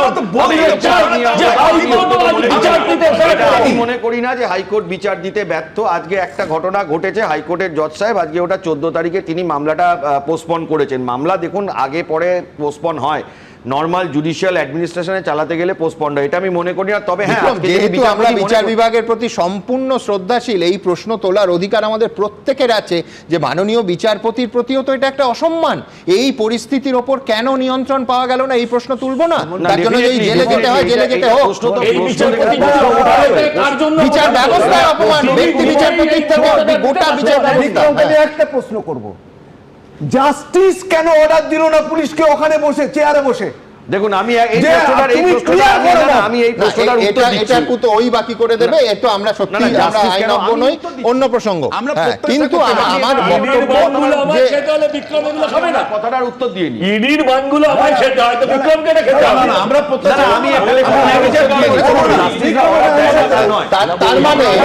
তার মানে এই পাসিং দা বাকের মধ্যে যেটা হবে সেটা হচ্ছে কেউ দায় নেবে না এবং আলটিমেটলি ন্যায় বিচার বলে কিছু থাকবে না। আমি আবার বলছি, আমরা বিশ্বাস করি যে ভারতবর্ষের জুডিশিয়ারি যে জায়গা মানুষকে যে আলো দেখাচ্ছে, সেই আলোর ওপর গোটা দেশের মানুষের ভরসা আছে এবং ভরসা থাকবে। কিন্তু আজকের ঘটনা বোধহয় হাইকোর্টের পরিবেশ নিয়ে যারা চিন্তাভাবনা করেন, আমাদের থেকে অনেক বিশেষজ্ঞ, তারা চিন্তাভাবনা করলে ভালো হবে। তার কারণ হচ্ছে এই ধরনের ঘটনায় যদি মামলার দিন পিছোতে থাকে তাহলে নিঃসন্দেহে সাধারণ মানুষের কাছে সেটা হতাশার। এবং আজকে এত বড় একটা ঘটনা, এত হাই প্রোফাইল কেসে এটা ঘটেছে বলে আমরা এতটা আলোচনা করছি। এটা একজন ব্যক্তির হতে পারে, এটা কোনো সংস্থার হতে পারে, হয়তো খবরেই আসবে না, শিরোনামেই আসবে না, আলোচনায় আসবে না। কেন কলকাতা হাইকোর্টের ভেতরে মামলা চালানোর মতো, শুনানি শোনার মতো একটা পরিবেশ রক্ষা করা যাবে না? আবার বলছি, এই পাসিং দা বাকের খেলা অবশ্যই এখানেই শেষ হোক। আমি এখান থেকে আমার পরের প্রতিবেদনে যাব, সেটা হচ্ছে ইডি তার পিটিশনে কি দাবি করছে, পাশাপাশি তৃণমূল কংগ্রেস তাদের পিটিশনে এক্স্যাক্টলি কি লিখেছে। আবার বলছি, সেই নথি চুরি বনাম তথ্য চুরি। দেখুন, বেআইনি অভিযান বনাম আইন মেনে তল্লাশি। ইডির তল্লাশি অভিযান ঘিরে বৃহস্পতিবার থেকে যে সংঘাত চলছে তাতে নতুন মাত্রা যোগ করল এই দাবি পাল্টা দাবি, চলল রাজ্য রাজনীতির উত্তাপ। তল্লাশি অভিযান নিয়ে টানাপোড়েনে হাইকোর্টে গেছে তৃণমূল এবং ইডি দুপক্ষই। তৃণমূলের পিটিশনে দাবি করা হয়েছে 2026-এর বিধানসভা নির্বাচনে প্রচার সংক্রান্ত অনেক গোপন এবং স্পর্শকাতর নথি বাজেয়াপ্ত করা হয়েছে। এই পদক্ষেপ রাজনৈতিক উদ্দেশ্য প্রণোদিত। বিধানসভা নির্বাচনে যাতে প্রভাব পড়ে সেজন্য গোপন নথি বাজেয়াপ্ত করার উদ্দেশ্যেই এই অফিসকে ইচ্ছাকৃতভাবে টার্গেট করা হয়েছে। তৃণমূলের পিটিশনে আরও অভিযোগ করা হয়েছে, এটা স্পষ্ট যে এই ধরনের তথ্য বাজেয়াপ্ত করলে সুষ্ঠু নির্বাচন পরিচালনায় প্রভাব পড়বে এবং বেআইনিভাবে এসব নথি বাজেয়াপ্ত করার ফলে আবেদনকারী ক্ষতিগ্রস্ত হবে। যদিও হাইকোর্টে পেশ করা ইডির পিটিশনে পাল্টা দাবি করা হয়েছে এই তল্লাশি অভিযান প্রমাণ ভিত্তিক, পুরোপুরি আইনতভাবে এই তল্লাশি অভিযান চালানো হয়। এর আগে বিবৃতিতেও ইডি দাবি করেছিল এটা পরিষ্কার যে এই তল্লাশি অভিযান প্রমাণ ভিত্তিক, কোনো রাজনৈতিক প্রতিষ্ঠানকে টার্গেট করে করা হয়নি, কোনো পার্টি অফিসে তল্লাশি চালানো হয়নি। এই তল্লাশি অভিযানের সঙ্গে নির্বাচনের সম্পর্ক নেই, এটি টাকা নয়ছয় সংক্রান্ত মামলার অংশ। পুরোপুরি আইনতভাবে এই তল্লাশি অভিযান চালানো হয়। হাইকোর্টের পিটিশনেও কেন্দ্রীয় এজেন্সির তরফে দাবি করা হয়েছে কয়লাকাণ্ডে তদন্তে আইপ্যাকের সঙ্গে 20 কোটি টাকা যোগসূত্র মেলায় তাদের এই তল্লাশি অভিযান। ইডির বিরুদ্ধে মামলা করেছেন, তাদের মনে হয়েছে মামলা করার কথা, ইডি মামলা ফেস করবে, এটা ইডির মুখপাত্র বলবে। কিন্তু কথাটা হচ্ছে যে আপনি ওখানে গিয়ে ঢুকে পড়লেন কেন? আপনি ওখানে গিয়ে সবার সামনে আপনি নথিপত্র হাতে করে নিয়ে দৌড়ে পালাচ্ছেন। এটা যদি অন্য যে কোনো মামলায় হয়, যে কোনো মামলায় কোনো অপরাধীকে বাঁচানোর জন্য থার্ড পার্টি কেউ প্রবেশ করেন এবং নথিপত্র নিয়ে চলে যান, তাহলে তার মানে কি হবে? সরাসরি যে সার্চ অ্যান্ড সিজার তাতে বাধা দেওয়া এবং নথিপত্র লুট করা। কোর্টের মধ্যে কোনো প্রসিডিংসের চলাকালীন কোনো বিষয় নিয়ে এই মুহূর্তে কোনো মন্তব্য করব না। মমতা বন্দ্যোপাধ্যায় কোনো অন্যায় করেননি। একজন দলনেত্রী, তিনি যখন দেখেছেন ইলেকশনের মুখে তার দলের প্রচার সহযোগী সংস্থার অফিস তল্লাশির নামে তথ্য চুরি হচ্ছে, তখন তিনি দলনেত্রী হিসেবে সেই তথ্য রক্ষা করতে, যাতে সেটা শত্রুপক্ষের হাতে গিয়ে মিসইউজের জন্য না পড়ে, তিনি যেটা করার তিনি সেটা করেছেন। হাইকোর্টে জমা দেওয়া ইডির পিটিশনে আরও দাবি করা হয়েছে, তারা যখন লাউডন স্ট্রিটে প্রতীক জৈনের বাড়িতে তল্লাশি চালাচ্ছিলেন, সেই সময় সেখানে পৌঁছন এক আইপিএস অফিসার। তিনি জানান, অনুপ্রবেশের অভিযোগ পেয়ে তিনি সেখানে এসেছেন। ইডির দাবি, তল্লাশি অভিযান সম্পর্কে পুলিশ অফিসারদের জানানো হয়। ইডির অফিসাররা পরিচয়পত্রও দেখান। পাশাপাশি হাইকোর্টে পেশ করা পিটিশনে ইডি আরও দাবি করেছে, তারা যে সমস্ত নথি সংগ্রহ ও নথিবদ্ধ করেছিল, রাজ্য পুলিশ এসে সেগুলি নিয়ে নেয়। মাঝপথে তথ্য সংগ্রহ বন্ধ হয়ে যায়। Computer system, CCTV storage device বাজেয়াপ্ত করে রাজ্য পুলিশ। এমনকি সংস্থার কর্মীদের মোবাইল ফোন পর্যন্ত নিয়ে যায়। এদিকে বৃহস্পতিবারের ঘটনার প্রেক্ষিতে আইপ্যাকের তরফে প্রেস বিবৃতি দিয়ে জানানো হয়েছে, ইডি অফিসাররা আইপ্যাক অফিস ও ডিরেক্টর প্রতীক জৈনের বাড়িতে তল্লাশি চালিয়েছে।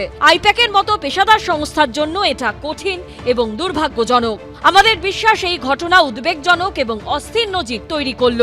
তবে আমরা পূর্ণ সহযোগিতা করেছি এবং প্রয়োজনে ভবিষ্যতেও করব। সব মিলিয়ে আইপ্যাক কাণ্ড নিয়ে পৌষের শীতেও এখন সরগরম রাজ্য রাজনীতি। আশাবুল হোসেন, শিবাশিস মৌলিক ও সুকান্ত মুখোপাধ্যায়ের রিপোর্ট, এবিপি আনন্দ। দেখুন, বিজেপি বলছে কয়লার টাকা তৃণমূল চুরি করেছে আইপ্যাকের মাধ্যমে। এই ইডির পিটিশনে আজকে প্রায় সেই রকম ইঙ্গিত দেওয়া হয়েছে। মমতা বন্দ্যোপাধ্যায় আজকে বিপুল পদযাত্রা করেন এবং তারপর মঞ্চের ওপর থেকে বলেন কয়লার টাকা আসলে যাচ্ছে অমিত শাহর কাছে। আমার পরের বক্তা সায়নদীপের কাছে আমি এই প্রশ্নে আসব যে সায়নদীপ, এও তো এক ধরনের মেরুকরণ। যে ইডি রেড নিয়ে গত 36 ঘন্টায় যা চলছে, সেটাও কিন্তু রাজনৈতিকভাবে দেখলে আরেক ধরনের মেরুকরণ। দেখুন, বারবার ভোট আসে, চাপানুতর চলে, তারপর কয়লার টাকা কে খেলো কোনো দিন আর জানা যায় না।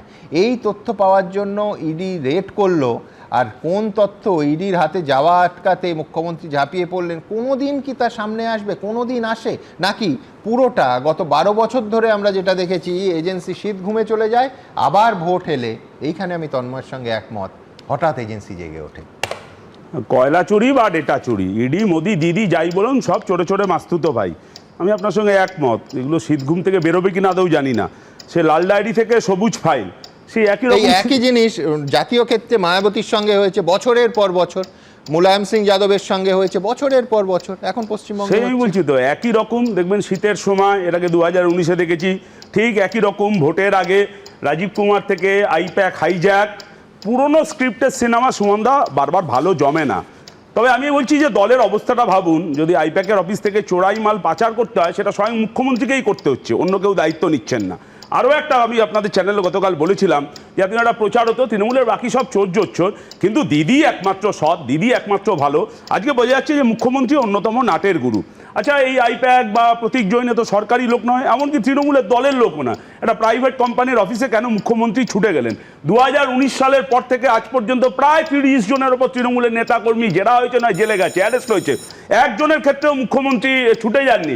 তাহলে কি মুখ্যমন্ত্রী বলেছেন উনি আইটি হেড এবং দলের সঙ্গে, এটা দলেরই অফিস, দলের সব কাগজপত্র আইপ্যাক অফিসে। ভালো কথা, শুধু আইটি হেড না, তার মানে বোঝা যাচ্ছে ওটা ফিনান্স হেডও। এবং তৃণমূল কি গোটা আইপ্যাকটাকেই, এই মানে আইপ্যাকের কাছে তৃণমূল দলটাকে বেচে দিল কিনা, এটা আমার একটু জানার দরকার আছে। টেন্ডার থেকে বেচে দিয়েছে কিনা। কারণ আমার কথা হলো যে প্রার্থী তালিকা বলছেন বা স্ট্র্যাটেজি 3 মাস আগে থেকে একটা রাজনৈতিক দলের এত অফিস এখানে নেই, একটা প্রাইভেট কোম্পানির অফিসে, তাহলে ওই দলের অফিসগুলো সব লাটে তুলে দেওয়া দরকার। আর এগুলো একদম সম্পূর্ণ ফালতু কথা।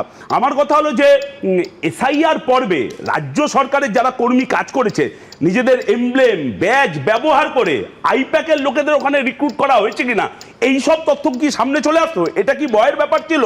আমি জানি না যে দুটো দপ্তরের টাকা নাকি এবার ভোটে বেআইনিভাবে ব্যবহার করবার একটা পরিকল্পনা ওই অফিসে বসে তৈরি করা হচ্ছিল।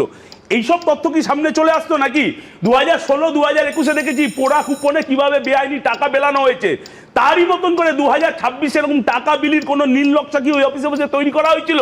হাটে হাড়ি ভেঙে যাবে তার জন্য স্বয়ং মুখ্যমন্ত্রীকে দৌড়ে যেতে হয়েছে কিনা আমি বলতে পারবো না। ইডির দায়িত্বটা তদন্ত করে বার করা। আর হলো এই আইপ্যাক কয়লা পাচারের হাওলার সঙ্গে যুক্ত, ইডি বলছেন সিবিআই বলছেন এটা প্রমাণিত হয়েছে। আবার অভিষেক ব্যানার্জি র্যাম্প বানিয়ে ফ্যাশন শোয়ের ব্যবস্থা এই কোম্পানি কিন্তু ব্যবস্থা করেছে। কয়লা মাফিয়া অনুপ মাঝি বা গরু পাচারকারী এনামুল এদের সব টাকা হাওলার মাধ্যমে এই কোম্পানিতে ব্যবহার হয়েছে, টাকা খেটেছে। সেই কোম্পানি অভিষেক ব্যানার্জির প্রচারের দায়িত্বে, তৃণমূলের ভোট কুশলীর দায়িত্বে। এইসব তথ্যগুলো কি হাতে হাড়ি ভেঙে যেত? এবং ভাবুন যে 9 কোটি মানুষের ভবিষ্যৎ ঠিক করছে এবং একটা জোর জালিয়াত কোম্পানি পশ্চিমবাংলার মানুষের ভবিষ্যৎটা কত ভয়ঙ্কর জায়গায় পৌঁছচ্ছে। কাকে বাঁচাচ্ছেন মুখ্যমন্ত্রী? পরিবারের কোনো ঘনিষ্ঠ লোক কি বিপদে পড়ে যেত তার জন্য মুখ্যমন্ত্রী কি মরিয়া? হার্ড ডিস্ক, স্মার্টফোন এগুলো সরাসরি মুখ্যমন্ত্রীকে স্মাগল করতে হচ্ছে। আমাদের এটা জানার দরকার যে কোনো আমার কথা হলো যে তৃণমূল তো ছাপ্পা মেরে হলেও দল ভোটে জিতেছে, সরকারি দল, মানুষের প্রতি তার দায়বদ্ধতা নেই। মুখ্যমন্ত্রী জানাবেন না যে কি তথ্য উনি হাতিয়ে আনলেন? আমার কথা হলো যে ইডি কতদিন ধরে সিবিআই ইডির এই তামাশা আমরা দেখবো? সারদা নারদা কয়লা গরু থেকে চাকরি বিক্রি তামাশা চলছে। অভয়ের তদন্তে দেখিনি যে পুলিশ কিভাবে তথ্য প্রমাণ লোড করেছেন। উনি ঢুকলেন, ফাইল নিলেন, বেরিয়ে এলেন, ইডি ঠুটো জগন্নাথ। প্রমাণ লোপাটের কোনো এফআইআর মুখ্যমন্ত্রীর বিরুদ্ধে এখনো পর্যন্ত ইডি করেছে? রেইড হয় তথ্য জানিয়ে। রাজীব কুমারের বেলাতে ইডি SMS করে মুখ্যমন্ত্রী, পুলিশ, মিডিয়া এবং রাজীব কুমারকে জানিয়ে রেড করতে গেছিলেন। এবং প্রতীক জৈনের অফিসেও যখন ইডি রেড করতে গেছেন শোনা যাচ্ছে আগের দিন রাত থেকেই নাকি প্রতীক জৈনের অফিসে বলে দিয়েছে সবাইকে ওয়ার্ক ফ্রম হোম, বাকিরা কেউ কাজে করতে আসবেন না। ও বলছিল যে এই মুখ্যমন্ত্রীকে কি করে ইডি সামলাবে, হেমন্ত সোরেনকে কি করে সামলায়, অরবিন্দ কেজরিওয়ালকে কি করে সামলায়। একেবারে পাঁচিল টপকে চিদম্বরমকে টেনে হিচড়ে বার করে আনতে পারে, অথচ মুখ্যমন্ত্রীর ব্যাপারে পৌঁছাতে পারে না। ওখানে তো হেমন্ত সোরেন, অরবিন্দ কেজরিওয়াল অ্যারেস্ট হয়, এখানে প্রতীক জৈন পর্যন্ত শুধু পৌঁছাতে পেরেছে ইডি। তারপরেও তার অফিস থেকে মুখ্যমন্ত্রী ফাইল ছিনতাই করে নিয়ে পালাচ্ছে। সজল বড় বড় কথা বলছে, সেটিং জিন্দাবাদ বারবার প্রমাণিত হচ্ছে। ধন্যবাদ। আমি তন্ময়ের কাছে যাব। একটা জায়গা আমার খুব মনে পড়ছিল যখন বলছো না আসে না, আমি বলছি রশিদ খানের যারা ক্লোজলি আমরা ফলো করতাম একটা লাল ডায়েরির কথা শোনা যেত, জানেন তো? যে রশিদ খানের সেই লাল ডায়েরিতে নাকি সমস্ত তৎকালীন বামপন্থী নেতাদের নাম আছে। সেই লাল ডায়েরি বারবার শোনা যেত, কিন্তু সেই লাল ডায়েরি কেউ কখনো চোখে দেখেনি। আমি বলছি ইডি এবং সিবিআই, বিশেষ করে সিবিআই যদি ধরেন গত 50 বছরের ইতিহাস, বারবার বিভিন্ন রাজ্যে ঠিক এই জিনিসটা দেখা গেছে বছরের পর বছর। সেটা তাজ করিডোরের মামলা হতে পারে, আরও 100টা মামলা হতে পারে, কোনোদিন আর ফাইনাল চার্জশিট হয় না, শুধু নির্বাচন এলে মাথা চাড়া দেয়। কিন্তু তন্ময়ের কাছে আমি ঠিক উল্টো দিক থেকে আসবো, সেটা হচ্ছে ঠিকই বলেছে যে পেশাদার মানে আইপ্যাক এর ভূমিকা এ বারবার। কালকে মুখ্যমন্ত্রী বললেন যে আমার আইটি হেড এবং আইটির গোটা বিষয়টা দেখে। আজকে আইপ্যাকের তরফ থেকে একটা স্টেটমেন্ট ইস্যু করা হয়েছে, তাতে খুব স্পষ্ট করে লেখা হচ্ছে Tanmoy, our role is limited to transparent and professional political consulting uninfluenced by differences in political ideology. Absolutely একদম ঠিক লেখা হয়েছে না, দুটোর মধ্যে কোনো কন্ট্রাডিকশন মানে আমি বলছি তার মানে এক সেকেন্ড তার মানে স্ট্যালিনের, তৃণমূলের বা কেজরিওয়ালের, আপের এ সবার একসঙ্গে আইটি আপনি বাদ দিলেন বিজেপি 2014 আছে তো সবার আইটি সেল হচ্ছে প্রতীক জৈন, সবার আইটি সেল নয়, সবার আইটি দলের সঙ্গে কি চুক্তি হবে সেটা তো সেই দল ঠিক করবে। এবার সায়নদীপ যেটা বললেন আমি বলেন সায়নদীপ যেটা বললেন তার আগে দুটো উত্তর দিই। উনি তৃণমূল কংগ্রেস নিয়ে খুব চিন্তিত, এই দল কিভাবে চলবে, আইপ্যাক ছাড়া চলছে না। আমার বক্তব্য হচ্ছে তৃণমূল কংগ্রেস এই আইপ্যাককে নিয়ে চলেই গত নির্বাচনগুলোতে মানুষের আশীর্বাদ নিয়ে জিতেছে, সুতরাং ওনাদের দল নিয়ে ভাবুন। আমি যতটুকু খবর রাখি, উনি সন্দীপ বলতে পারবেন বেটার, যে ওনাদের রাজ্য কমিটিতে আলোচনা হয়েছিল যে আমাদের দলটাকেও 0 থেকে 1 করতে গেলে কি কোনো কনসাল্টিং ফার্মের সঙ্গে আইপ্যাক তৃণমূলের ভেতরে না বাইরে, তারা নিজেরা দাবি করছে একেবারে মুখ্যমন্ত্রীর বক্তব্যের সম্পূর্ণ 180 ডিগ্রি উল্টো দিকে দাঁড়িয়ে, যে তাদের ভূমিকা শুধুমাত্র প্রফেশনাল পলিটিক্যাল কনসাল্টিং এর মধ্যে সীমাবদ্ধ, নিজেরা বলছে। এবং তারা বেসরকারি সংস্থা, রাজনৈতিক মতাদর্শ নিরপেক্ষে তারা কাজ করে। মানে সেইখানে তো আমাদের দল তাকে দায়িত্ব দিয়েছে, সেটা তো খুব পরিষ্কার।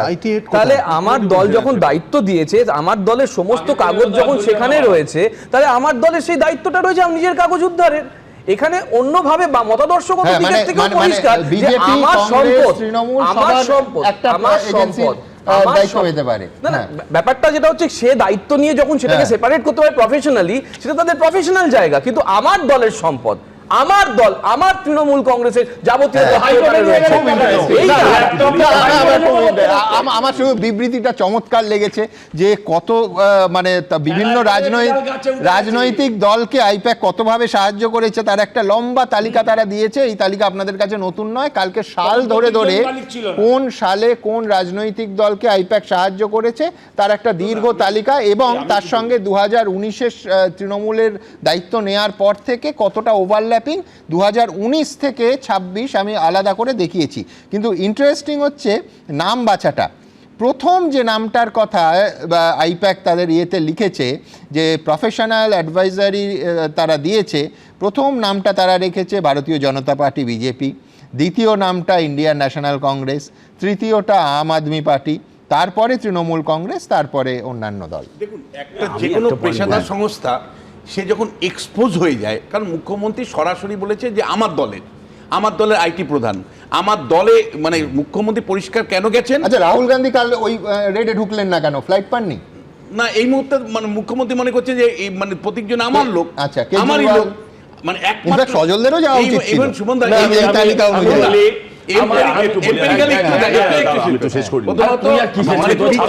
প্রশান্ত কিশোর চলে যাওয়ার পরে কোম্পানিটার মালিকানা প্রতীক জৈনেরই। প্রতীক জৈনে আসার পর থেকে কিন্তু একটা দলকেই তারা সার্ভিস দিচ্ছে, সেটা হলো তৃণমূল কংগ্রেস। মমতা বন্দ্যোপাধ্যায় কালকে প্রতীক জৈনের বাড়িতে গিয়েও আটকানোর চেষ্টা করেছেন, এবং আইপ্যাকের অফিসের মূল অফিসটাতে গিয়েও আটকানোর চেষ্টা করছেন, এবং মমতা বন্দ্যোপাধ্যায় ক্লেম কিন্তু পরিষ্কার করেছে। মমতা বন্দ্যোপাধ্যায় কিন্তু একটা না কিছু বলেনি, বলছে আমার অফিসে আক্রমণ। এবং একাধিকবার মমতা বন্দ্যোপাধ্যায় বিজেপির দিকে আঙুল তুলেছেন। হ্যাঁ, আইপ্যাক প্রথমত হচ্ছে এই আইপ্যাকটা ছিল অন্য কারোর, এখন অন্য কেউ চালাচ্ছে। আর প্রতীক জৈনের আইপ্যাকে কখনো বিজেপি বা কেউ কাজ করেনি। আমরা তাদের বিজেপি কাজ করবে কি করে? বিজেপির সঙ্গে আইপ্যাক কাজ করতে হলো সম্পৃক্ত, সম্পৃক্ত। একটু আগে তো বলেছে আইপ্যাক আমাদেরই। আমার যেটা বলার বক্তব্য হচ্ছে আইপ্যাককে আমরা ব্যবহার করেছি ডেটা অ্যানালিসিস, অন্যান্য কাজে, কিন্তু আইপ্যাককে কখনো আইটি হেড করে দিইনি। আইপ্যাককে মমতা বন্দ্যোপাধ্যায় আগে জানিয়েছেন আইটি হেড। এই যে স্টেটমেন্টটা, এটা এবার আইপ্যাক বুঝতে পারছে তার যে কারণে ঘনিয়ে আসছে, তার জন্য নিজেকে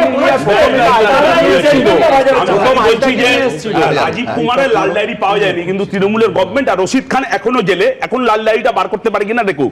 কাউর থেকে কনসালটেশনের সাজেশন চাইতে পারি, তন্ময় যেটা বলছিল, কিন্তু গোটা দলটা একটা প্রাইভেট কোম্পানির কাছে আউটসোর্স করে দিয়েছে। এই জন্য বলছিলাম একটা গ্যাং, প্রতীক জৈন ফালতু কথা, এটা অভিষেক ব্যানার্জির কোম্পানি, এবং ওখানে সমস্ত এইসব হাওলার টাকা পয়সা এইসব খাটে এই জায়গা দাঁড়িয়ে। আর বলছে ইডি সিবিআই হাটিক যদি রাজনৈতিক প্রতিহিংসা করতে চায়, তাহলে মুখ্যমন্ত্রীর রাস্তায় নেমে রাজনৈতিক ভাবে মোকাবিলা করা উচিত ছিল, আদালতে গিয়ে মোকাবিলা করা উচিত ছিল। একজন মুখ্যমন্ত্রী গিয়ে ফাইল স্মাগল করবে, এটা পশ্চিমবাংলায় মানা যায় নাকি? এটা চলতে পারে নাকি? এই জায়গায় পৌঁছচ্ছে গোটা পশ্চিমবাংলার রাজনীতি। আমার এইটাই মানে সাবমিশন করার সঙ্গে যুক্ত করার কথা। সাবমিশন করার কিছু নেই, বক্তব্য আমি আগেই রেখেছি। প্রথম কথা হচ্ছে এই সংস্থাকে দিয়ে আমাদের যে যে কাজ করানোর দরকার সেই কাজ করা যাবে, আউটসোর্স করা যাবে না। আর অভিষেক ব্যানার্জি কোম্পানি আগে প্রশান্ত কিশোর নিজেকে বাঁচানোর রাস্তা খুলতে শুরু করে করেছে প্রতীক জৈন। আরে এবং ভাই, এটা 2023 সব বলবে আরে 2020 তার সঙ্গে প্রদীপের কাছে যাবো, কিন্তু দ্রুত দেখাবো যে আজকে যাদবপুর 8B থেকে হাজরা পর্যন্ত প্রতিবাদ মিছিল তৃণমূল কংগ্রেসের নেতৃত্ব দিলেন মুখ্যমন্ত্রী। পরে প্রতিবেদন। ফরাসিতেও উধাও ঠান্ডা। ইডির আইপ্যাক অভিযান ঘিরে রাজনীতির আঁচে ফুটছে ভোটমুখী রাজ্য। ইডির তল্লাশির প্রতিবাদে শুক্রবার যাদবপুর 8B বাসস্ট্যান্ড থেকে হাজরা পর্যন্ত প্রতিবাদ মিছিল করেন মমতা বন্দ্যোপাধ্যায়। আপনাদের ভাগ্য ভালো এখনো যে আমি চেয়ারে আছি বলে না ওই পেন ড্রাইভ গুলো বাইরে বের করে দিই না। মনে রাখবেন, লক্ষণের সীমারেখা একটা আছে, লক্ষ্মণের দণ্ডি পেরিয়ে গেলে কিন্তু আর সামলে রাখতে পারবেন না। আমি অনেক কিছু জানি, বলি না শুধু দেশের স্বার্থে। মমতা ব্যানার্জি ক্যান্ডিডেটদের প্রপোজ লিস্টটা নিয়ে গেছেন, কিন্তু ওটার কপি অনেকের কাছেই রয়ে গেছে। মমতা ব্যানার্জি ল্যাপটপটা নিয়ে গেছেন, ল্যাপটপের ভিতরে কি আছে কেউ জানেন না, তো বোকার মতো কাজ। কয়লাকাণ্ড নিয়ে বারবার তৃণমূলকে নিশানা করছে বিজেপি। এদিন সেই নিশানা অমিত শাহ ও শুভেন্দু অধিকারীর দিকে ঘুরিয়ে দেন মমতা বন্দ্যোপাধ্যায়। বলছে কয়লার টাকা কে খায়? অমিত শাহ খায়, হোম মিনিস্টার। কি করে খায়? গদ্দারের থ্রুতে টাকা যায়, শুভেন্দু অধিকারীর থ্রুতে টাকা যায় অমিত শাহর কাছে। এত কিছু যখন জানেন তাহলে এতদিন ধরে চুপ করে আছেন কেন? আজকে ইডির বিরুদ্ধে একটা মামলা করেছেন, এটা অমিত শাহ কিংবা যাদের যাদের উনি নাম বলছেন তাদের নামে একটা মামলা কেন করে দিলেন না এতদিন ধরে? এতদিন কে ওনাকে আটকে রেখেছিল? বিজেপির নিশানায় যখন আইপ্যাক, তখন এই সংস্থা নিয়ে ব্যাখ্যা দেওয়ার চেষ্টা করেছেন মমতা বন্দ্যোপাধ্যায়। ভুলে গেছে বিজেপির এই কান কাটার দলগুলো, নরেন্দ্র মোদীর সাথেও এরা একদিন কাজ করেছে। 14তে যখন পিএম হয়েছিল আইপ্যাক কাজ করেছিল নরেন্দ্র মোদীর হয়ে, চন্দ্রবাবু নাইডুর হয়ে কাজ করেছিল, নীতিশ কুমারের হয়ে কাজ করেছিল, জগন রেড্ডির হয়ে কাজ করেছিল। তখন প্রশান্ত কিশোর ছিল, এখন মালিকানা বদল হয়েছে। প্রধানমন্ত্রী তো আইপ্যাক নির্বাচনের সময়, নরেন্দ্র মোদীর নির্বাচনের সময় আইপ্যাক কাজ করেছেন, বাকিরাও কাজ করেছেন, কিন্তু বলতে পারবেন প্রধানমন্ত্রী নির্বাচনের সময় আইপ্যাক কয়লা চুরি করে সেই টাকা মানি লন্ডারিং করেছে, শাকম্বরী গ্রুপ, এইসব নামকরণ কেউ শুনেছে? যদি এসব থাকে, মমতা যদি এত কিছু জানা থাকে, মমতা দেবী মামলা করুন। গোপন কথাটি রবে না, গোপনে গোপনে এসব গান গাইছেন কেন? সব মিলিয়ে ভোটের কয়েক মাস আগে থেকে উত্তপ্ত রাজ্য রাজনীতি। আশাবুল হোসেন, কৃষ্ণেন্দু অধিকারী, সন্দীপ সরকার, এবিপি আনন্দ। দেখুন, এক অদ্ভুত ক্যাচ-22 সিচুয়েশন। এখানে তদন্তকারী সংস্থা বলছে লাউডন স্ট্রিট এবং সেক্টর 5-এ তল্লাশিতে তারা কোনো তথ্য নিতে পারেনি, কোনো ডেটা ব্যাকআপ নিতে পারেনি। কোর্টে পিটিশন দিয়ে ইডি আজ বলছে। আর তৃণমূল কংগ্রেসের এই পিটিশন ঠিক উল্টো কথা বলছে। তারা তাদের পিটিশনে বলছে তাদের যাবতীয় কনফিডেন্সিয়াল এবং সেন্সিটিভ ডেটা 26-এর ভোটারের প্রচার সংক্রান্ত এবং প্রার্থী সংক্রান্ত যাবতীয় তথ্য সমস্ত কিছু ইডি বাজেয়াপ্ত করেছে। ইডি কেন এটা করেছে বলে তৃণমূল এই পিটিশনে বলছে? তারা লিখছে যে ইডি করেছে তার কারণ সামনের ভোটে যাতে তৃণমূলের মারাত্মক রাজনৈতিক ক্ষতি হয় এবং অবাধ এবং সুষ্ঠু নির্বাচনটাই এই বাংলায় না হতে পারে। আমার পরের বক্তা সলিলদার কাছে যাব। সলিলদা, কোন কাজের বিচার এই তথ্য চুরি আর নথি চুরির সমাধান করতে পারবে বলতে পারবেন? আদৌ সমাধান হবে? কোনো দিন হবে? সুমন, প্রথমেই আমি তোমাকে বলতে চাই, ইডি একটা স্পেশালাইজড এজেন্সি, কিন্তু এত বড় একটা রেড করতে গিয়ে যেটা এসওপি, যেটা যারা ওখানে ছিলেন, যে সমস্ত অফিসাররা ছিলেন, যে সমস্ত সেন্ট্রাল ফোর্সের লোকরা যারা গার্ড দিয়েছিল, তাদের কোনো ব্রিফিং হয়নি, তাদের কোনো প্রপার ব্রিফিং হয়নি। এটা তো সত্য কথা যে ইডি অফিসিয়ালদের জানা উচিত যে পাস্ট রেকর্ড, মাননীয় মুখ্যমন্ত্রীর যে অতীতের রেকর্ড সম্পর্কে তারা ওয়াকিবহাল। একের পর এক ববি হাকিম ধরা পড়লো, উনি চলে গেলেন, ধর্ণা দিলেন। তদানীন্তন 5-6 বছর আগে কমিশনারের বাড়িতে তদন্ত করতে এসে তারা রেস্টেন্ড হলো, they were taken to the police station, CBI. শুরুতে ভবানীপুর থানা থেকে আসামি ছাড়িয়ে নিয়ে আসা, এই যে গিমিক, এই যে স্টান্টবাজি, এই যে হিরোইক একটা, এই সম্পর্কে তো অবহিত তারা প্রপারলি ব্রিফ করেননি। তাহলে ইডির ওখানে যখন ঢুকলো, ঘন্টা ধরে ওরা কি করলো, এই যে প্রেস স্টেটমেন্ট আমি বিশ্বাস করি না ইডির, তারা যা কিছু করার করে নিয়েছে, এবার সেই অনুযায়ী তদন্ত হবে। এবার তোমাকে আমি বলি, দেখো ইডি কিন্তু আপনার বলুন দা, গোটা প্রসেসটা আমি যতদূর জানি পুরোটা আনকাট ভিডিওগ্রাফি হওয়ার কথা। আন্ডার ভিডিওগ্রাফি হবে, সিসিটিভি ফুটেজেও আসবে। বাইরে থেকে যদি হয়, আমার মনে হয় ভেতরেও নিশ্চয়ই সিসিটিভি আছে, এবং ইডি এবং সিবিআই এর যে প্রফেশনালিজম সেটা ভিডিওগ্রাফি করার কথা। ভিডিওগ্রাফি হচ্ছে আপনি রাজনীতির কথা যেহেতু বলছেন, সেহেতু দেখুন পলিটিক্যাল পাওয়ার গেম, একজন সাধারণ আলটিমেটলি পলিটিক্স তো কোথাও একটা পাওয়ার গেম। একজন সাধারণ সমর্থক দেখছে যে বিভিন্ন জায়গায় ইডি এবং সিবিআই তারা মুহূর্তে চিদম্বরমের বাড়ি টপকে চিদম্বরমকে গ্রেফতার করা হয়, কিন্তু এই বাংলার দিদি তিনি গিয়ে একেবারে ইডির ওই বলে না বাঘের খাবার ছিনিয়ে না, ইডির সামনে থেকে ল্যাপটপ আর ফোন নিয়ে চলে আসতে পারেন। সুতরাং একজন সাধারণ সমর্থক, তিনি তৃণমূল সমর্থক, উজ্জীবিত হবেন, সেটা তো স্বাভাবিক। সেখানে তো চরম ব্যর্থতা, আমি তো স্বীকার করছি, আমি তো বলছি সেটা চরম ব্যর্থতা। কিন্তু তুমি আমাকে বলো যে মাননীয় মুখ্যমন্ত্রী তো মন্ত্রগুপ্তির শপথ নিয়েছিলেন, সংবিধান ছুঁয়ে উনি ওই পদে এসছেন, আর আজকে যে সংবিধানের যে মর্যাদা উনি দিলেন, ওখানে গিয়ে যেভাবে ছিনতাই করলেন, স্ন্যাচ করলেন, পুরো ডকুমেন্টসগুলো নিয়ে এলেন, একটা হিরোইক একটা অ্যাটিটিউড। খালি তাই না, মানে পাড়ার মাস্তানরাও ওরকম করে না, সঙ্গে অত পুলিশ অফিসার, সিনিয়র আইপিএস অফিসাররা পর্যন্ত অ্যাকম্পানি করলো, তাদের পর্যন্ত তাদের কেরিয়ারে কিন্তু দাগ পড়বে এবার, আমি বলে দিলাম। এবং এটা কিন্তু ছাড়বে না, সেন্ট্রাল এজেন্সি এটা ছাড়বে না। আজকে উনি বুঝতে পারছেন না, কালকে যখন সিআইডির ইনভেস্টিগেটিং এজেন্সি কোথাও তদন্ত করবে, সেখানে যদি পাড়ার মাস্তানরা, ওই তৃণমূলপন্থীরা, তারা যদি এসে ঝামেলা পাকায় যে আমাদের কিছু হবে না, তারা যদি ওদের বাধা দেয়, যদি একটা সিট গঠন হয় পুলিশে, উনি তো একটা বার্তা দিয়ে দিলেন। উনি বার্তা দিলেন দুর্নীতিগ্রস্ত সমাজ বিরোধী যারা, যার জন্য ললেসনেস, রুল অফ ল আজকে ধ্বংস হয়ে গেছে। এখানে আবার উনি প্রমাণ করলেন যে পশ্চিমবাংলার রুলার্স ল চলছে, শাসকের আইন চলছে। উনি কি ওখানে তৃণমূল নেত্রী হয়ে গিয়েছিলেন বলো তো তুমি আমাকে? উনি মুখ্যমন্ত্রীর সংবিধানে শপথ নেওয়া মুখ্যমন্ত্রীর বলছেন আমি তৃণমূল নেত্রী হিসেবে গেছিলাম, না বললে তো হবে না। তাহলে তো নন্দিনী চক্রবর্তী যিনি চিফ সেক্রেটারি, উনি কেন গিয়েছিলেন? না উনি কেন গিয়েছিলেন? না উনি কেউ ওখানে, তুমি তো সেটা সার্কাস্টিক্যালি বলছো, কিন্তু আমি আইনের কথা বলছি।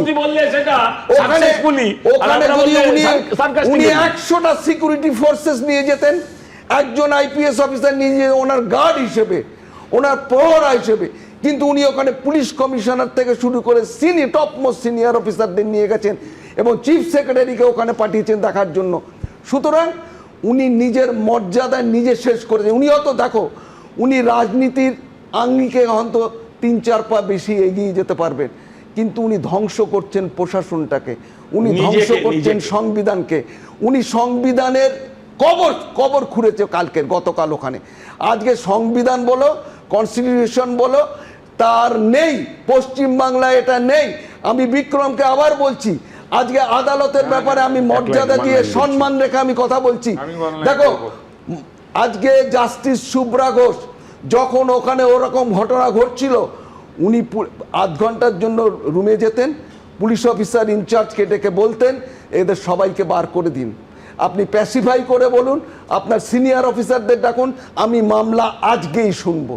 সুতরাং আদালতে তুমি সঠিকভাবে ধরেছ, জাস্টিস শুভ্রা ঘোষের কিন্তু তার পক্ষে তিনি যে রোলটাতে আজকে প্লে করেছেন, এটা কোনো রকমই কোনো জাস্টিস বা আদালত, আদালতে তো কেউ ছিলাম না, যার ফলে আমরা জাজমেন্টাল হতে পারবো না। কিন্তু ডেফিনেটলি আজকে যে পরিস্থিতির সৃষ্টি হয়েছে এজলাসের মধ্যে, সেটা একজন সম্মানীয় মাননীয় বিচারপতির পক্ষে একেবারে সুখকর নয়। এবং আমার তীব্র নিন্দা থাকলো যে একজন কোন পরিস্থিতিতে একজন বিচারপতিকে উঠে যেতে হয়। আমি একটা কথা বলি, আজকে কোর্টে যে ঘটনাটা ঘটেছে সেখানে সবাই কিন্তু আইনজীবী ছিলেন। প্রথমে না না আমি একটা কথা বলিনি, আমি বলিনি, সেটা হচ্ছে আইনজীবীরা যারা ছিল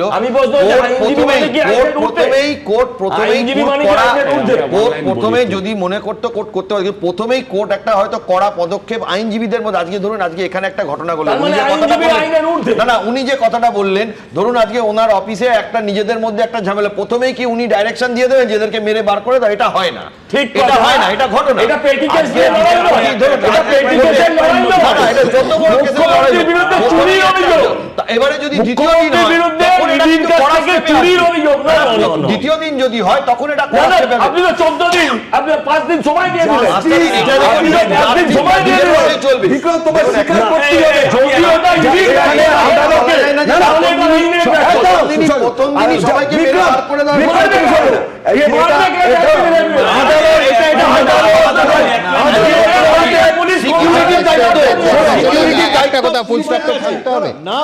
তখন জুডিশিয়ারি ইন্টারভিউ করবে।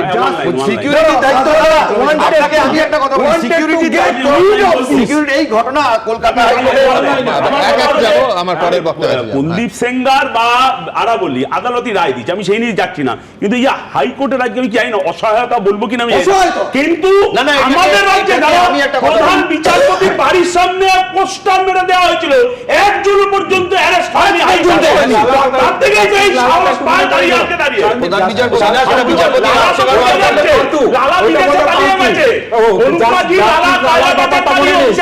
নিজেদের সময় করলে সেটা ঠিক ছিল, এখন হচ্ছে বেশি বলো না, এইসব বলে লাভ নেই। আমি শুধু একটা কথা বলবো, সলিলদা যেটা বলছিলেন যে এই সংবিধান ধ্বংস করে হাবিজাবি যেটা বলছিলেন, তার বিরুদ্ধে আমরা একটা ওয়ান লাইনার আছে, সেটা হচ্ছে যখন সেই সংবিধানকে কবর দিয়ে ইডির মতো কেন্দ্র তদন্তকারী সংস্থাকে ফুললি পলিটিসাইজ করা হয়েছে নিজেদের ক্ষমতা দখল করার জন্য, তখন ওই পলিটিসাইজ যখন করা হয়েছে তার প্রতিবাদটা পলিটিক্স দিয়েই করতে হয়।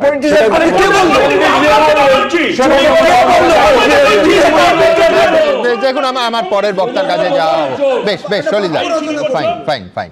দেখুন মুকুল রায়ের একটা কথা নিয়ে একসময় রাজ্য রাজনীতিতে একেবারে তোলপাড় হয়েছিল, এখনও মাঝে মাঝে মিম হয় যে তৃণমূল মানেই বিজেপি আর বিজেপি মানেই তৃণমূল। গতকাল স্বয়ং মুখ্যমন্ত্রী এটা স্পষ্ট করে দিয়েছিলেন যে তৃণমূল মানেই আইপ্যাক আর আইপ্যাক মানেই তৃণমূল। অবশ্য আজকের এই যে আইপ্যাকের বিবৃতি, এটা সম্পূর্ণ অন্য সুরে। আজকে তৃণমূল কিন্তু তাদের কোর্টে যে জমা দিয়েছে পিটিশন, তাতে পরিষ্কার বলেছে যে গত 6 বছর ধরে আইপ্যাক তৃণমূলকে end to end 360 degree campaign support দিচ্ছে। আমি একেবারে সাল ধরে তারিখ ধরে গতকাল এই অনুষ্ঠানে আলোচনা করেছি, আপনাদের দেখিয়েছি। আর ইডি তাদের পিটিশনে আজকেই বলছে যে শুধু 3 বছরে 2742 কোটি টাকার বেআইনি কয়লা পাচার হয়েছে। এই টাকার মধ্যে 20 কোটি টাকা আইপ্যাক গোয়াতে ব্যবহার করেছে বলে ইডির অভিযোগ, এবং প্রতীক জৈন গোয়াতে যেহেতু আইপ্যাকের দায়িত্বে ছিলেন তাই তার বাড়ি এবং দফতরে রেড করতে গেছিল ইডি। আমার পরের বক্তা প্রদীপ্তর কাছে যাব। দাদা তুমি শুরুতে রবীন্দ্রনাথের একটা চুরি নিয়ে কবিতা বললে, তখন আমার হট করে মাথায় সুকুমার রায়ের চোর ধরাটা মনে পড়লো। সুকুমার রায়ের চোর ধরায় অদ্ভুতভাবে শুরু হচ্ছে, আর ছিছি রাম রাম বলো না হে বলো না, চলছে যা জুয়া চুরি নাহি তার তুলনা, রামু হও দামু হও, কিছুটা কেটে বললাম, রামু হও দামু হও ও পাড়ার ঘোষ বোস, যেই হও এইবারে থেমে যাবে ফোঁস ফোঁস। এবং শেষে যেটা হচ্ছে, রোজ বলি সাবধান সাবধান, কানে তবু যায় না, ঠেলাখানা বুঝবি তো এইবারে আয় না। মমতা বন্দ্যোপাধ্যায় রাস্তায়, the street fighter is on the road. কেন বলছি দাদা, প্রশ্ন অন্য, সেটা হচ্ছে তুমি ঘোষ বলে আঙুলটা তুললে তন্ময়ের দিকে না সজলের দিকে? দুজনের দিকেই হয়তো। এবার এখানে আমার কথা হচ্ছে, দাদা প্লিজ প্লিজ, সিজার শূন্য, সিজার শূন্য, খেয়াল রাখতে হবে। শুভেন্দুদা কি বললেন কিছুক্ষণ আগেও, দর্শক বন্ধুরা আপনারা নিশ্চয়ই শুনেছেন, যে শুভেন্দুদার বক্তব্যগুলো যখন আমরা শুনি না, তখন মনে হয় যে কোথাও গিয়ে শুভেন্দুদা মানে কোথাও ফাউল ফাইল কি বলছেন আমরা কিছু বুঝতে পারছি না। যে উনি বলছেন যেতে পারেননি, মমতা ব্যানার্জি ক্যান্ডিডেটদের প্রপোজ লিস্টটা নিয়ে গেছেন, কিন্তু ওটার কপি অনেকের কাছে রয়েছে। তার মানে তুমি যেটা কিছুক্ষণ আগে দেখালে যে মমতা ব্যানার্জি ফাইলটা নিয়ে গেছেন, সেটা মানে সেটা ওদের কাছেও আছে, এটা বলে দিচ্ছে শুভেন্দুদা বলছেন, বিরোধী দলনেতা বলছেন যে মমতা বন্দ্যোপাধ্যায় নিয়ে গেছেন, কিন্তু মমতা বন্দ্যোপাধ্যায় তো 6 ঘন্টা পরে নিয়েছেন, ততক্ষণে নিয়ে নিয়েছে ইডি সিবিআই, সেটা শুভেন্দুদার বক্তব্য। আসলে অনুপ্রবেশকারী নিয়ে পশ্চিমবাংলার রাজনীতি এত বেশি চিন্তিত, কিন্তু আমি তো তোমায় বাড়তি সময় দেবো। আমি বলছি যে নিয়ে ইডি বা সিবিআই তো বাড়িতে পরিবারের সঙ্গে বসে সোফায় বসে ডিভিডি দেখবে না। আমি বলছি এইটাকে বলে কোর্টে জমা দেয়া পিটিশন, তাতে তারা বলছে তাদের সিজ করেছে তারা 0 সুতরাং নিয়ে তারা বাড়িতে বৈঠকখানায় বসে দেখতে পারে। কোনোদিন আর ভারতবর্ষের কোনো কোর্টে তারা দাখিল করতে পারবে না যে আমি প্রতীক জৈনের বাড়ি থেকে ইয়া পেয়েছিলাম। তার মানে শুভেন্দুদা ভুল বলছেন, অন ক্যামেরা শুভেন্দুদা ভুল বলছেন, সেটা শুভেন্দুদাকে স্বীকার করতে হবে।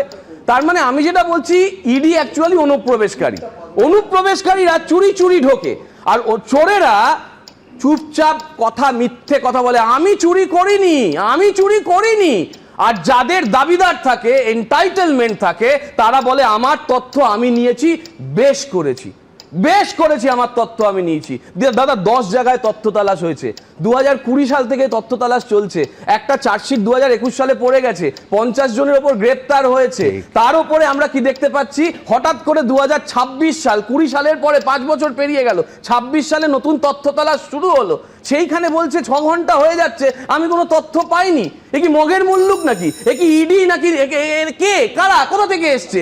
অর্থাৎ সজলদার যে কথাগুলো আমি শুনলাম তখন টাইমলাইন নিয়ে বলছি না, কিন্তু আমি বলছি সজলের নাম এতবার নিচ্ছ, ধরো সিআইডির একটা রেড হচ্ছে, রাজ্য পুলিশের রেড হচ্ছে, সজল, আমি বলছি সজলের বাড়িতেই হচ্ছে, ওর অভিজ্ঞতা আছে, দরজা ভেঙে পুলিশ ঢুকেছিল। আমি বলছি সোজা সজল ঢুকে বললো আমার তথ্য, আমার টেবিল, আমার চেয়ার, আমার কোথায় উঠে দাঁড়ান, কাগজপত্র আমি নেব, আমার তথ্য। আমি বলছি অ্যালাউ করবে তো রাজ্য পুলিশ? অরাজক পরিস্থিতি সৃষ্টি হবে, আইনের শাসন বলে থাকবে না। সজলদার নিজে তার উদাহরণ, যে আইনের মাধ্যমে সজলদার আজকে অবস্থানটা কি, পুলিশের অবস্থানটা কি পরিষ্কার হয়ে গেছে। কিন্তু সেটা কুণাল দাও পরিষ্কার তার টুইটারে বলেছিল। আমার মনে আছে সজলের বাড়িতে পুলিশ জোর করে ঢোকার পর কুণাল ঘোষ তীব্র প্রতিক্রিয়া দিয়েছিলেন এবং প্রতিবাদ করেছিলেন। সেটাই বললাম দাদা, সজলদা আজকে নিজে তার প্রমাণ যে সে ঠিক ছিল না ভুল ছিল। আমার পরের কথা যেটা, সিআইডি অন্য রাজ্যে গিয়েছিল, তোমার মনে আছে 2021 না 22 সালের ঘটনা, বা 23 সাল হবে, এক্সাক্ট মনে করতে পারছি না, মার্কে চলে এসেছিল, সেখানে সেই রাজ্যের পুলিশ বা কেউ কিছু সাহায্য করতে পারেনি। আমার রাজ্যে আবারও বলছি, যদি কোনো অন্যায় হয়ে থাকে, এই যারা বলছেন সংবিধান হয়ে গেছে, সংবিধান শেষ হয়ে গেল, আজকে তো আমার মনে হচ্ছে এখানেও সংবিধান নিয়েও প্রশ্ন করা যায়। যখন আমরা বিচার প্রক্রিয়া নিয়ে প্রশ্ন করছি, আমার তো সেই 26,000 আর 32,000-এর চাকরি, সেই তথ্য তালাশের ব্যাপারে মনে হচ্ছিল, তখন অভিজিৎ ঘোষ ঠিক ছিলেন, এবং অভিজিৎ ঘোষের প্রশ্নে এখানে যারা প্যানেলিস্ট ছিলেন, অভিজিৎ গাঙ্গুলি, ঘোষ মাথা থেকেই যাচ্ছে না। এইখানেই সমস্যা হচ্ছে যে তখন 26,000-এর জন্য অভিজিৎ গাঙ্গুলি ঠিক, আর 32,000-এর জন্য পরবর্তী বিচারক ঠিক নয়। এই যে ন্যারেটিভ সেট, এটাই আসলে চোর ন্যারেটিভ সেট। তোমাদেরও ছিল ও দাদা, তোমার সময় তো চোর করে শুনেছি, একটু ধৈর্য ধরো না, একটু ধৈর্য ধরো। টাইমারের থেকে বেশি তোমরা ডবল বলেছো, সেটা সুমনদা আমার থেকে ভালো জানেন। এবার মুশকিলটা এটা হচ্ছে, যখন আমরা খুব পরিষ্কারভাবে কিছু কথা বলছি, আমি কি জানি, শুনতে পেলাম, বুঝতে পারলাম, আমি বলছি টাইমারের থেকে ডবল, সেটা 30,000-এর মামলা জিতে এত আনন্দ পাওয়ার কিছু হয় আমি কোনো আনন্দ পাচ্ছি না। মূল বিষয় প্যানেলিস্টরা করছেন, তুমি তার বিরোধিতা করছো আজকে, এবং থ্যাঙ্কফুলি যে তুমি সেটা করছো, যেটা আগের দিন এইখানে যারা প্যানেলিস্ট আছেন তারা কিন্তু সেই বিরোধিতাটা করতে পারেননি। এইটাই আমার মূল বক্তব্য। বিচারকদের বিরোধিতা কেউ করেননি, বরঞ্চ খুব স্পষ্টভাবে যেভাবে মাননীয় বিচারপতি রাজাশেখর মান্থার বাড়িতে যে আক্রমণ হয়েছে সেই দিন, তারপরে আজ এবং ভবিষ্যতেও তার তীব্র নিন্দা থাকবে। এবং আমরা ভারতীয় বিচার ব্যবস্থা সম্পর্কে সম্পূর্ণ শ্রদ্ধাশীল, বহুবার লাইভে অন ক্যামেরা বলেছি, বিচার ব্যবস্থা না থাকলে এই রাজ্যে অন্তত সাংবাদিকতা করে চালাতে পারতাম না। বহুবার একাধিক ফলস মামলায় কলকাতা হাইকোর্ট ঢালের মতো, শুধু আমাকে নয়, সমস্ত যারা গণতন্ত্রের পক্ষে কথা বলেন, টিভি চ্যানেল থেকে ইউটিউবার, সবাইকে সুরক্ষা দিয়েছেন, কোনো অসুবিধে নেই তাতে। আমার প্রশ্ন ছিল, কেন আমরা কোর্টের ভেতরে, আবার বলছি, সম্পূর্ণ সম্মান বজায় রেখে এই পরিবেশ রাখতে পারবো না, যাতে এই রকম গুরুত্বপূর্ণ একটা মামলা আমরা চালাতে পারি? কেন মাননীয় বিচারপতিকে উঠে যেতে হবে? এই প্রশ্ন করেছি এবং বেশ করেছি। তার জন্য যদি অপরাধ হয়, নতমস্তকে সেই অপরাধ স্বীকার করছি। এখান থেকে পরের প্রতিবেদনে যাব, সেটা হচ্ছে মুখ্যমন্ত্রীর পাশাপাশি আজকে অভিষেক বন্দ্যোপাধ্যায় এই ইডি আক্রমণ নিয়ে তিনি সুর চড়ালেন, পাল্টা জবাব দিয়েছে বিরোধীরাও। দেখুন। 355 ধারা জারি করা উচিত। নিশ্চিতভাবে আমরা 355 চাইছি। আইপ্যাকের কর্ণধারের ফ্ল্যাট ও অফিসে ইডির অভিযান, আর সেই সময়ই মুখ্যমন্ত্রীর উপস্থিতি। ইডির দাবি, মুখ্যমন্ত্রী জোর খাটিয়ে নথি সরিয়ে নিয়েছেন। কিন্তু এই আক্রমণাত্মক পরিস্থিতির মুখেও নিজের অবস্থানে অনড় মমতা বন্দ্যোপাধ্যায়। আর প্রথমবার এই ইস্যুতে মুখ খুললেন অভিষেক বন্দ্যোপাধ্যায়। আমি কিন্তু জানতামও না কিছু। সকালে একটা খবর পেয়েছিলাম কিছু একটা হচ্ছে। অভিষেক আমাকে মেসেজ করেছিল, মেসেজটা মিস করেছি। কালকে ইডি পাঠিয়ে রেড করিয়েছে, আর সাধারণ মানুষের মৌলিক অধিকার ইসিকে পাঠিয়ে হরণ করছে। বৃহস্পতিবার আইপ্যাকের সল্টলেকের দফতরে ও সংস্থার কর্ণধার প্রতীক জৈনের লাউডন স্ট্রিটের বাড়িতে অভিযান চালায় এনফোর্সমেন্ট ডিরেক্টরেট। খবর পেয়ে প্রতীকের বাড়ি এবং আইপ্যাকের দফতরে পৌঁছে যান মমতা বন্দ্যোপাধ্যায়। তারপর আমি প্রতীককে ফোন করলাম, দেখলাম ফোনটা বেজে যাচ্ছে, ফোনটা ধরছে না। তখন আমার একটা সন্দেহ হলো, আরে পার্টি সব নিয়ে পালাচ্ছে না তো। ইডির অভিযানের সঙ্গে কৌশলে এসআইআরকে জুড়ে দিয়েছেন মমতা ও অভিষেক বন্দ্যোপাধ্যায় দুজনেই। তৃণমূলের জন্য একটা সংস্থা কাজ করে এই ভোটার লিস্টে, তৃণমূলের জন্য অ্যাপ তৈরি করেছে যাতে মানুষের অসুবিধা না হয়। দিদির দুধ বলে আমাদের একটা অ্যাপ তৈরি করেছে, আইপ্যাক বলে একটা সংস্থা আছে। কেন এসআইআর তৃণমূলের হয়ে কাজ করছে? কেন গরিব মানুষের সাহায্য সহযোগিতায় অংশগ্রহণ করছে? কালকে ইডি পাঠিয়ে রেড করিয়েছে। ওই জৈনদের বাড়িতে এমন কিছু ছিল যেগুলোর সামনে এসে গেলে, যেগুলো উনি ট্রাঙ্কে করে নিয়ে চলে গেছেন, ওগুলোর সামনে চলে এলে তৃণমূল কংগ্রেস, মমতা বন্দ্যোপাধ্যায়, বাকি যত বন্দ্যোপাধ্যায় এবং তাদের যত সাঙ্গপাঙ্গ সবাই একই সঙ্গে চোর এবং লুটেরা, এটা প্রমাণিত হয়ে যেত। পাখির চোখ 2026-এর বিধানসভা নির্বাচন। বিজেপির লক্ষ্য পশ্চিমবঙ্গে বিজয় পতাকা ওড়ানো, পাল্টা তৃণমূলের লক্ষ্য ক্ষমতা ধরে রাখা। কিন্তু সিপিএম কংগ্রেসের দাবি সবটাই ভোটের আগে লোক দেখানো খেলা। পরিযায়ী পাখিদের মতন ইডি এবং সিবিআইরা মাঝে মাঝে আসবে বাংলাতে, রেড করবে, রেড করে বাইনারি পলিটিক্স তৈরি করবে, আবার 5 বছরের জন্য শীত ঘুমে চলে যাবে। ভোট যুদ্ধ শুরুর আগে চরমে উঠেছে বাকযুদ্ধ। আশাবুল হোসেন, শিবাশিস মৌলিক, এবিপি আনন্দ। সলিলা, দুটো কৌতূহলের প্রশ্ন থাকে। একটা হচ্ছে সকাল 6টায় ঢুকে মুখ্যমন্ত্রীর হাতে এই তথ্য বা যা ভার্ডিক্স ইত্যাদি তুলে দেওয়া অবধি ইডি ঠিক কী করলো? এই জন্য এই প্রশ্ন করতে হবে, যেটা হচ্ছে পিটিশনে বলছে তারা কিচ্ছু কালেক্ট করেনি। তো তারা বসে কি কোনো অনুমতির অপেক্ষা করছিল? আমি জানি না। এই একটা। আর দুই হচ্ছে, আমি টাইম লাইন দেখছিলাম মুখ্যমন্ত্রীর ঢোকা থেকে বেরোনো অবধি, মানে ওখানে তো প্রেস ছিল, লাইভ টেলিকাস্ট দর্শকরা দেখছিলেন, ভেতরে ছিলেন 9 মিনিট। 9 মিনিটের মধ্যে তিনি সমস্ত তথ্য, ইডির, আমি মুখ্যমন্ত্রীও বাদ দিচ্ছি, আমি ইডির কথা অনুযায়ী সব তথ্য, হার্ড ডিস্ক, ল্যাপটপ, ফোন নিয়ে চলে এলেন। আমি বলছি যে ইডি তাহলে ওই মুখ্যমন্ত্রী ঢোকার মুহূর্ত ধরুন 11টা 58 মিনিটের আগে 6টা থেকে 11টা 58 মিনিট অবধি কি করছিল, কি করতে পারে, মানে কৌতূহল। তুমি দুটো প্রশ্ন, তোমার তো দুটো প্রশ্ন। এক হচ্ছে যে ওরা ওই 6টা থেকে 11টা অবধি বসে চা বিস্কুট বা ঘরের কার বউ কিরম আছে, কার শরীর খারাপ হচ্ছে, এসব নিয়ে আলোচনা করেনি। ফর্ম ফিল আপ করতে পারে। ওরা সব কিছু, যা কিছু ডেটা ফেটা ছিল সবই যা করার করে নিয়েছে, যা করার করেছে। এখন to enlighten their themselves about the proper investigation of the case, এবং সেই অনুযায়ী বাড়ি বসে বই পড়লে না সেই অনুযায়ী এবার দেখবে, সেই অনুযায়ী দেখবে। কারণ এ তো শোনো, কারণ কোর্টে তো কোনোদিন বলতে পারবে না যে আমি প্রতীক জৈনের বাড়ি থেকে না না, কারণ কি? কারণ তো সব সময় তো কিছু হলেই তো বলবি 10 টাকা পেলেই তো গলায় ফাঁসি দেবে। সুতরাং কিন্তু এতদিন ধরে কিছু পাইনি। ওই ঘটনাটা মনে আছে তো, যে যাদবপুর বিশ্ববিদ্যালয়ের ফর্ম ফিল আপ করা হচ্ছিল, মানে ইডি রেডে গেছে, ওই যে যার বাড়িতে রেডে গেছে সে তার কম্পিউটার ব্যবহার করে মেয়ের জন্য ফর্ম ফিল আপ করাচ্ছে, মানে এই অভিজ্ঞতাটা কিন্তু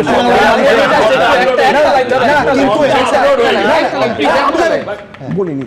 দিল্লি থেকে আগের দিন সন্ধ্যেবেলা এসে, এটা তো ফর্ম ফিল আপের জন্য আসেনি, একটা ডেফিনিট ইনপুট ছিল। সেই ডেফিনিট ইনপুট ওয়ার্কআউট করেছে 5-6 ঘন্টা ধরে। আর উনি 9 মিনিট ছিলেন কি 10 মিনিট ছিলেন, দেখো ওনার একটা পাস্ট রেকর্ড তো আছে। তারপরে আউটরেজ অফ ফিমেল মডেস্টি চার্জে পড়বে এরা, যেটা যেটা তো যেটা তো এভিডেন্ট হয়ে আবার গেছে। এরা হয়নি তো যে ওনাকে women বলে officer-ও নিয়ে যাওয়া আমরা উচিত। চাপে পড়ে বাধা দিলে যদি তোমার না তোমার বেদি ভ্রমণের কথা চাপে পড়ে কাজ করতে হবে। তোমার বেদি ভ্রমণের কথা মনে নেই? খুব ইম্পর্টেন্ট কথা মুখ্যমন্ত্রী বললেন যে অভিষেক মেসেজ করেছে, মিস করেছি, পরে গেছি আমি, তাই দেখার পর হ্যাঁ, পরে তার মানে গেছি। এই সময়টা মানে অভিষেকের মেসেজটা দেখেনি, তাই ওনার কিন্তু দেরি হলো না। আমি একটু বলছি। বলছি last কথা। আসল এই যে জায়গায় হিট হয়েছে। গুরুত্বপূর্ণ প্রশ্ন, আসল জায়গায় হিট হয়েছে। ভাই শেষ করিনি, আমি শেষ করিনি।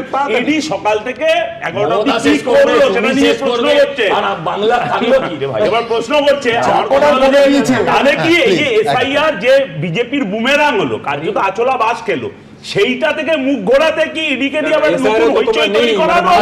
আমাদের সংশয় হয়ে আছে। সিপিএম আমি বলছি সজেদা একটা লাইন বলি, তারপর আপনার সুবিধা হবে। সেটা হচ্ছে গায়ে হাত ধরে ভাই, আবার বলবে setting। 2020 না রে ভাই, 2020 থেকে আজকে 2026, এই 6 বছর ধরে প্রতীক জৈন 2021 থেকে। মামলা টামলা আমি মানে একটু যা যা তদন্ত হয়েছিল সব 6 বছর ধরে তার বাড়িতে সাজিয়ে রেখেছে। ইডি আসবে, হ্যাঁ। 6 বছর পরে হচ্ছে পুড়িয়ে তুলে ফেলবে নিয়ে না। যাবে, পুড়িয়ে 6 ফেলবে। বছর ঠিক, পরে ঠিক, তুলে ঠিক, নিয়ে ঠিক। যাবে। কুপন পুড়িয়ে আসলে ভয় পায়নি, উদ্দেশ্যটাই কুপন বেরিয়েছিল তো। উদ্দেশ্যটাই হচ্ছে যেটা শুভেন্দুবাবু বলে ফেলেছেন, হ্যাঁ, হ্যাঁ। যে আমাদের যে তথ্যগুলো সেগুলো সব তো হাতিয়ে হ্যাঁ, নিয়েছে। সেই জন্য তো হ্যাঁ, শুভেন্দুবাবু এবারে বলেছেন, এবারে শুভেন্দুবাবু বলেছেন যে আমি- তথ্য আমি- আমার কাছে চলে এসেছে, ইডি নিয়ে বিজেপিকে দিয়েছে। এই তো খেলা। একজন এক্স আইও আছেন, একজন আইন বিশেষজ্ঞ আছেন, আর সব ব্যাপারে বিশেষজ্ঞ সেটা আপনি আছেন, আমি তার মধ্যে যাচ্ছি না। প্রথমত হচ্ছে অভিষেকের গলায় কিন্তু অলরেডি গামছা উঠে গেছে। অভিষেক এই ছবিটা দেখান একটু আগে, গলায় গামছা জড়ানো আছে, অতএব সেটা নিয়ে একটা কথা। আপনি যেটা বলছিলেন না যে ইডির আর ভবিষ্যতে বলতে পারবে না প্রতীক জৈনের বাড়ি থেকে এগুলো রিকভার হয়েছে, বলার দরকার হবে না, দরকার কিছু নেই। আমার কাছে শুনুন, যারা সোর্সের মাধ্যম দিয়ে ইনফরমেশন জোগাড় করে, সেই ইনফরমেশন ধরে তারা পয়েন্টে পৌঁছয়। কোথা থেকে জোগাড় করলাম সবসময় এটা বলে আদালতে প্রমাণ হিসেবে সেটা দাখিল করতে হয়। কোর্ট সোর্সটা এখানে খুব ইম্পর্টেন্ট। Court monitor. সোর্সটা খুব ইম্পর্টেন্ট এখানে। তাহলে ইডি কি সোর্স হিসেবে গেছিল, সেটাও তো প্রশ্ন হচ্ছে। তার মানে বিজেপির সোর্স নাকি আসলে তুমি বলছো সেটা source সোর্সের এ? মধ্যে source ভর্তি এ আছে, আছে। স্যারেরা বলতে পারবে। আমি বলিনি ভাই, স্যার যেটা বললেন আর শুভেন্দুদা যেটা বললেন, স্যার যেটা বললেন আর শুভেন্দুদা যেটা বললেন, এই দুটোকে যদি এক করি তাহলে বোঝা যাচ্ছে এই যে চোর চোর চোর, ফাইল চোর, খেলা চোর এসব বলছে না, এটা মূলত মেলাইন করার একটা ন্যারেটিভ সেট হচ্ছে। যে মেলাইন করার ন্যারেটিভ সেট করে এরা মূলত তৃণমূল দলকে একটা এমন জায়গা নিয়ে যাচ্ছে দিয়ে দিয়েছে already। একদমই তাই। দেখো ন্যারেটিভের কথা বলছে, এই ন্যারেটিভের বিরুদ্ধে আজকে যেরকম কলকাতার রাজপথে আন্দোলন এবং মিছিল হলো, সেই রকম দিল্লিতে তৃণমূল সাংসদরা আন্দোলনে সামিল হলেন। দেখাবো। জেনে রাখো তোমাদের হচ্ছে ক্ষয়, 26-এ আমাদের পতন হবে না, তোমাদের পতন হবে। চোর ভাইপো চোর, লাস্ট পর্যন্ত ফাইল চোর, গোষ্ঠী শুদ্ধ চোর। আইপ্যাকের কর্ণধারের বাড়ি ও অফিসে ইডির তল্লাশি অভিযান ঘিরে বৃহস্পতিবারই উত্তাল হয়ে ওঠে রাজনীতি। তার আজ এসে পড়ল শুক্রবার। কলকাতায় রাস্তায় নামলেন খোদ মুখ্যমন্ত্রী। দিল্লিতে স্বরাষ্ট্র মন্ত্রকের সামনে বিক্ষোভ দেখালো তৃণমূল। অন্যদিকে তৃণমূলের বিরুদ্ধে ফাইল চোর স্লোগান তুলে পাল্টা পথে নামল বিজেপির যুব মোর্চা। মমতা বন্দ্যোপাধ্যায়ের সমালোচনা করতে গিয়ে লালু প্রসাদ যাদবের প্রসঙ্গ অব্দি টানছে বিজেপি। आजाद भारत में बंगाल में जो हुआ वो आज तक नहीं हुआ। रेड हुई थी, लालू जी गिरफ्तार हुए थे, लेकिन एक बात मैं कहूंगा, कभी लालू जी या राबड़ी जी ने सीबीआई के दफ्तर में रेड करने की नहीं सोची थी। শুক্রবার দুপুর 3টে যাদবপুর থেকে শুরু হয় মিছিল। গন্তব্য যাদবপুর 8B বাস স্ট্যান্ড থেকে হাজরা মোড়।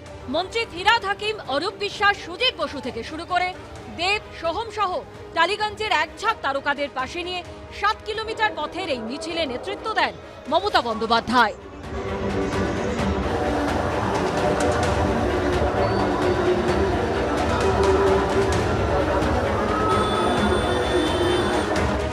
জেনে রাখো তোমাদের হচ্ছে ক্ষয়, 26-এ আমাদের পতন হবে না, তোমাদের পতন হবে।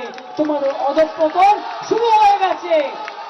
দিল্লিতে বিজেপি সরকার থাকবে না, থাকবে না, থাকবে না। The sad thing if a serving CM goes, hijack files, kidnap people. I think this is too much. দিল্লিতে স্বরাষ্ট্র মন্ত্রকের অফিসের সামনে কর্তব্য ভবনের 1 নম্বর গেটে বিক্ষোভ দেখাতে শুরু করেন তৃণমূল সাংসদরা। তারা ভেতরে ঢোকার চেষ্টা করলে পুলিশ বাধা দেয়। টেনে হিচড়ে নিয়ে যাওয়া হয় তৃণমূল সাংসদ শতাব্দী রায় এবং প্রতিমা মণ্ডলকে।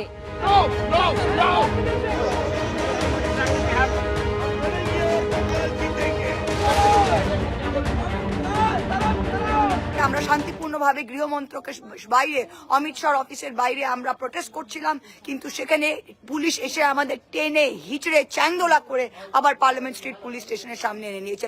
চ্যাংদোলা করে তো যাবেই, ওটা তো 163 এলাকা, ওখানে 5-এর বেশি জমায়েত নিষিদ্ধ, তবু তো ভদ্রভাবে নিয়ে গেছেন। এদিন তৃণমূলের বিরুদ্ধে পথে নামে বিজেপির যুব মোর্চা। ধর্মতলায় অবরোধ করে টায়ার জ্বালিয়ে চলে বিক্ষোভ। বিজেন্দ্র সিংহ, আশাবুল হোসেন ও আবিদ দত্তের রিপোর্ট, এবিপি আনন্দ। দেখুন, Facebook, YouTube, x, Insta, thread এই সমস্ত জায়গায় আমরা কিছু প্রশ্ন রাখি। কত শতাংশ মানুষ একমত, দ্বিমত? এইবার দেখাবো। কোনো অন্যায় করিনি, ইডির তল্লাশি চলাকালীন আইপ্যাকের কর্ণধারের বাড়ি থেকে ফাইল আনা প্রসঙ্গে বললেন আজ মমতা বন্দ্যোপাধ্যায়। তার মতকে কি আপনি সমর্থন করেন? হ্যাঁ বলেছেন 32% মানুষ, 68% মানুষ সমর্থন করেন না বলেছেন। পরের প্রশ্ন ছিল, হাওয়ালার মাধ্যমে আইপ্যাকে টাকা ঢুকেছে দাবি শুভেন্দু অধিকারীর। বিরোধী দলনেতার দাবি সারবত্তা আছে বলে আপনারা মনে করেন? 84% মানুষ সেই বক্তব্যের সারবত্তা খুঁজে পেয়েছেন, 13% মানুষ সারবত্তা খুঁজে পাননি, বলতে চাননি 3%। ইডির তল্লাশি মমতা বন্দ্যোপাধ্যায়ের বাধা, ভোটের আগে পুরোটাই তৃণমূল বিজেপির রাজনৈতিক নাটক বলে বাম কংগ্রেস মনে করছে। আপনি কি একমত? 61% মানুষ বলেছেন হ্যাঁ তারা একমত, 36% মানুষ বলেছেন একমত নন, বলতে পারেননি 3%। কয়লার টাকা যায় দেশের স্বরাষ্ট্রমন্ত্রী অমিত শাহর কাছে, এই অভিযোগ কি আপনি সত্যি বলে মনে করেন? সত্যি বলে মনে করেন 19% মানুষ, সত্যি বলে মনে করেন না 80% মানুষ, বলতে পারবো না বলেছেন 1%। এইখান থেকে আপনাদের মন্তব্যে আসবো, সরাসরি ফেসবুক, ইউটিউব, এক্স, থ্রেডে আপনাদের মন্তব্য। অভ্র রায়চৌধুরী লিখছেন, এইভাবে চলতে থাকলে কোনো এজেন্সি, কোনো সরকারের ওপরই কি আর বিশ্বাস থাকবে? সুভাষ ঘোষ রাজা লিখছেন, ইডির পেশাদারিত্ব নেই বলেই তল্লাশি চলাকালীন মুখ্যমন্ত্রী নথি নিয়ে যেতে সক্ষম হয়েছে। শর্মিষ্ঠা দত্ত লিখছেন, মোরা চুরি শুনতে শুনতে ঘুমিয়ে পড়ি, চুরির আতঙ্কে জেগে। মিহির কানুনগো লিখছেন, সরকারি কাজে বাধা দান আইন অনুযায়ী শাস্তিযোগ্য অপরাধ। চঞ্চল বন্দ্যোপাধ্যায় লিখছেন, এসবই ভোটের আগে শত্রু খেলা, ভোটের পরে সব চুপ। এইখান থেকে আমার পরের প্রতিবেদন, যেটা নিঃসন্দেহে মতুয়াগড়। আজকে অভিষেক বন্দ্যোপাধ্যায় গেছিলেন এবং তারপর ঠাকুর বাড়ির শুদ্ধিকরণ করলেন শান্তনু ঠাকুর। দেখুন, হয় নিঃস্বার্থ নাগরিকত্ব, নইলে মোদি গদি ছাড়ো। বিধানসভা ভোটের আগে এসআইআর নিয়ে মতুয়াদের একাংশের মধ্যে উদ্বেগ, অস্বস্তিতে বিজেপি। এই আবহে ঠাকুরনগরের মতুয়া ঠাকুর বাড়িতে গেলেন অভিষেক বন্দ্যোপাধ্যায়। মতুয়াদের নাগরিকত্ব ইস্যু উস্কে দিয়ে বিজেপির অস্বস্তি বাড়ানোর চেষ্টা করলেন। বিজেপি 11 বছর ক্ষমতায়, এই দেবো তাই দেবো বলেছিল না নিঃশর্ত নাগরিকত্বের কথা। আজকে আওয়াজ তুলতে হবে, হয় নিঃশর্ত নাগরিকত্ব, নইলে মোদি গদি ছাড়ো। হয় নিঃশর্ত নাগরিকত্ব, নইলে মোদি গদি ছাড়ো। হয় নিঃশর্ত নাগরিকত্ব, নইলে অমিত শাহ গদি ছাড়ো। হয় নিঃশর্ত নাগরিকত্ব, নইলে শান্তনু ঠাকুর দূর হাটো। মতুয়া ঠিকে নিয়ে বসে আছে, এরা বিভ্রান্ত করছে মতুয়াদের উল্টে। নিঃশর্ত নাগরিকত্ব কাকে বলে আর শর্ত নাগরিকত্ব কাকে বলে সেটা আগে এই যে কটা অশিক্ষিত আছে সেই অশিক্ষিতগুলোর কাছে জিজ্ঞেস করে আসুন যান। মতুয়া অধ্যুষিত তাহেরপুরে দাঁড়িয়েই আবার কমিশন ও এজেন্সিকে এক বন্ধনীতে এনে সরাসরি বিজেপিকে আক্রমণ শানান অভিষেক বন্দ্যোপাধ্যায়। ভাবছে একদিকে ইসিকে লাগিয়ে, ইলেকশন কমিশনকে লাগিয়ে মানুষের ভোটাধিকার কেড়ে নেব, আর আরেকদিকে ইডিকে লাগিয়ে বিরোধী দলের কণ্ঠরোধ করব। বাংলার মানুষ বিজেপির জল্লাদদের কাছে আর দিল্লির জমিদারদের কাছে মাথা নত করবে না। অভিষেক এইসব কথা বলছিলেন, তখন নিজেও জানতেন তিনি ডাহা মিথ্যে বলছেন। মন পড়েছিল কয়লা কাণ্ডে, মন পড়েছিল আজকের ঘটনায়, একটুখানি আবেগে আজে বাজে বলে ফেলেছেন। উনি তো বললেন যে মতুয়াদের ব্যাপারে সবই নাকি তৃণমূল ভেবেছে, কবে ভেবেছে, কোথায় ভেবেছে উনি বলতে পারেননি, বলতে পারবেনও না। উনি কয়লাকাণ্ড আগে সামলে নিন, আমরা বুঝতে পারছি সামনে খুব খারাপ দিন আসছে। একদিকে মতুয়া ঠাকুর বাড়িতে অভিষেক বন্দ্যোপাধ্যায়ের আসার জন্য পুলিশে ছয়লাম, অন্যদিকে মতুয়া বাড়িতে বিজেপি সাংসদ ও কেন্দ্রীয় জাহাজ প্রতিমন্ত্রী শান্তনু ঠাকুরের চারপাশে কেন্দ্রীয় নিরাপত্তা বাহিনীর বজ্র আঁটুরি। শুক্রবার গাইঘাটার মতুয়া বাড়িতে দেখা গেল বেনজির নিরাপত্তা বলয়। নাটমন্দির থেকে শান্তনু ঠাকুরের ঘর, মতুয়া ঠাকুর বাড়ির চারিদিকে মোতায়েন ছিল কেন্দ্রীয় বাহিনী। এরই মধ্যে বিকেলে ঠাকুরনগরের মতুয়া বাড়িতে পুজো দেন অভিষেক বন্দ্যোপাধ্যায়। আমার মনে হয় না প্রধানমন্ত্রী রাষ্ট্রপতি আসলেও এই পরিমাণে সিকিউরিটি ডিপ্লয় হয়। শাহজাদার জন্য যদি বা মানে এইভাবে সাজিয়ে যদি পুলিশ না রাখা হয় তাহলে কার কোথায় পোস্টিং হয়ে যাবে ওরা নিজেরাও জানে না। আমরা সাংবাদিকে বললো যে তারা বলছে 400 সেন্টার ফোর্স বলেছে, গতকালকে বললো যে রাজ্যের পুলিশ থাকতে পারবে না, ভক্ত হিসেবে এসে পুজো দিলে কোনো অসুবিধা নাই। তাহলে আজকে সেন্ট্রাল ফোর্স কেন আজকে বলো সেন্ট্রাল ফোর্স? অভিষেক বন্দ্যোপাধ্যায় বেরিয়ে যাওয়ার পরই কামনাসাগর থেকে জল নিয়ে মন্দির শুদ্ধ করেন বিজেপি সাংসদ শান্তনু ঠাকুর। সমীরণ পাল, অনির্বাণ বিশ্বাস ও শিবাশিস মৌলিকের রিপোর্ট, এবিপি আনন্দ। বিশ্বনাথ, মতুয়াদের মূল প্রশ্ন মানে নাগরিকত্ব ছাড়াও তো একটা বড় প্রশ্ন যে 26-এর ভোটে তারা ভোট দিতে পারবেন না, তার কোনো সমাধান কোথাও কোনো আশার আলো দেখা যাচ্ছে না। দেখুন, মানে এই মতুয়া মানে কিন্তু হিসাব করেই দেখা হয়েছে 1 লক্ষ মতন যাদেরকে শুনানিতে ডাকা হয়েছে। শুনানির পরে ফাইনাল যে ভোটার তালিকা আসবে তাতে বোঝা যাবে অ্যাকচুয়ালি কতজন মতুয়া সাপোর্টিং ডকুমেন্ট বা নাগরিকত্ব দেখাতে পারেননি জন্য নাম বাদ গেল। এটা তো একটা দিক। মানে প্রথমত নাগরিকত্ব আইনের যে প্রক্রিয়াটা, এটা তো এতটাই জটিল যে যেটার জন্য অনেকটা সময় লাগে। সেই সরলীকরণের দাবি মতুয়া সম্প্রদায়ের থেকে উঠেছিল, যেটা কিন্তু অমিত শাহ, নরেন্দ্র মোদী বারবার সফর করেও কিন্তু তারা সমাধান করতে পারেনি। এবং শান্তনু ঠাকুর রাষ্ট্রপতির সাথে পরশুদিন দেখা করেছে, তাতেও কিন্তু কোনো সমাধান মেলেনি। ফলে শেষ পর্যন্ত যদি মানে ওইভাবে দেখে যে মতুয়া নাম আছে তাই আমি ছেড়ে দিলাম, তাহলে এক কথা। না হলে কিন্তু একটা বড় সংখ্যক মতুয়া সম্প্রদায়ের মানুষ যে ভোটার লিস্টে, ফাইনাল লিস্টে থাকবে না। এবং সেটাকে 1 লাখে অন্তত পক্ষে আমার মানে আমি তো বলতে পারবো না ওইভাবে, কিন্তু উনি সব জানেন। যদি 1 লাখে অনেক নাম বাদ যায় তাহলে আপনি এখনো বলতে পারবেন 1 কোটি 38 লাখেও তাহলে 70-80 লাখ লোকের নাম বাদ যাওয়া উচিত। আমি বলছি 1.38 লাখে একদম। আমি বলছি এই পরিসংখ্যানে আমার আগ্রহ নেই, তার কারণ কেউই বলতে পারবেন না যে কত লোকের নাম বাদ যাবে। কিন্তু এখান থেকে আমি একটা তার আমি একদম, কিন্তু তার রাজনৈতিক অভিঘাত থাকবে, কোনো সন্দেহ নেই। কিন্তু এখান থেকে আমি একটা তারিখের রাজনৈতিক অভিঘাতে আসব, সেটা হচ্ছে 1 ফেব্রুয়ারি। দেখুন, ইদানিংকালে আমার তো অন্তত স্মৃতিতে নেই যে রবিবার দিন ইউনিয়ন বাজেট হয়েছে, কিন্তু এবার 1 ফেব্রুয়ারি সাধারণত যে দিনে দেশের বাজেট প্লেস হয়, এবার 1 ফেব্রুয়ারি একদিকে আপনার ইউনিয়ন বাজেট পেশ হবে। পাশাপাশি রাজ্য রাজনীতির ক্ষেত্রে সেই যে ব্রিগেডে তার সভা তিনি করবেন, হুমায়ুন কবির এই অনুষ্ঠানে বসে জানিয়েছিলেন, তার তারিখ আজকে ঘোষণা করলেন ওই একই দিন 1 ফেব্রুয়ারি। তারপর নাকি তার বাবরি মসজিদের কাজ শুরু হবে। পরের প্রতিবেদন। 1 ফেব্রুয়ারি রবিবার বেলা 1টার দিকে। হ্যাঁ, আমার টার্গেট 10 লক্ষ। মমতা বন্দ্যোপাধ্যায়ের জেলা সফরের দিনই নাটকীয়ভাবে দল থেকে সাসপেন্ড। তারপর বাবরি মসজিদের শিলান্যাস থেকে শুরু করে জনতা উন্নয়ন পার্টি নামে নতুন দল তৈরি। বিধানসভা ভোটের মুখে রাজ্য রাজনীতিতে হইচই ফেলে দিয়েছেন সাসপেন্ডেড তৃণমূল নেতা ও ভরতপুরের বিধায়ক হুমায়ুন কবির।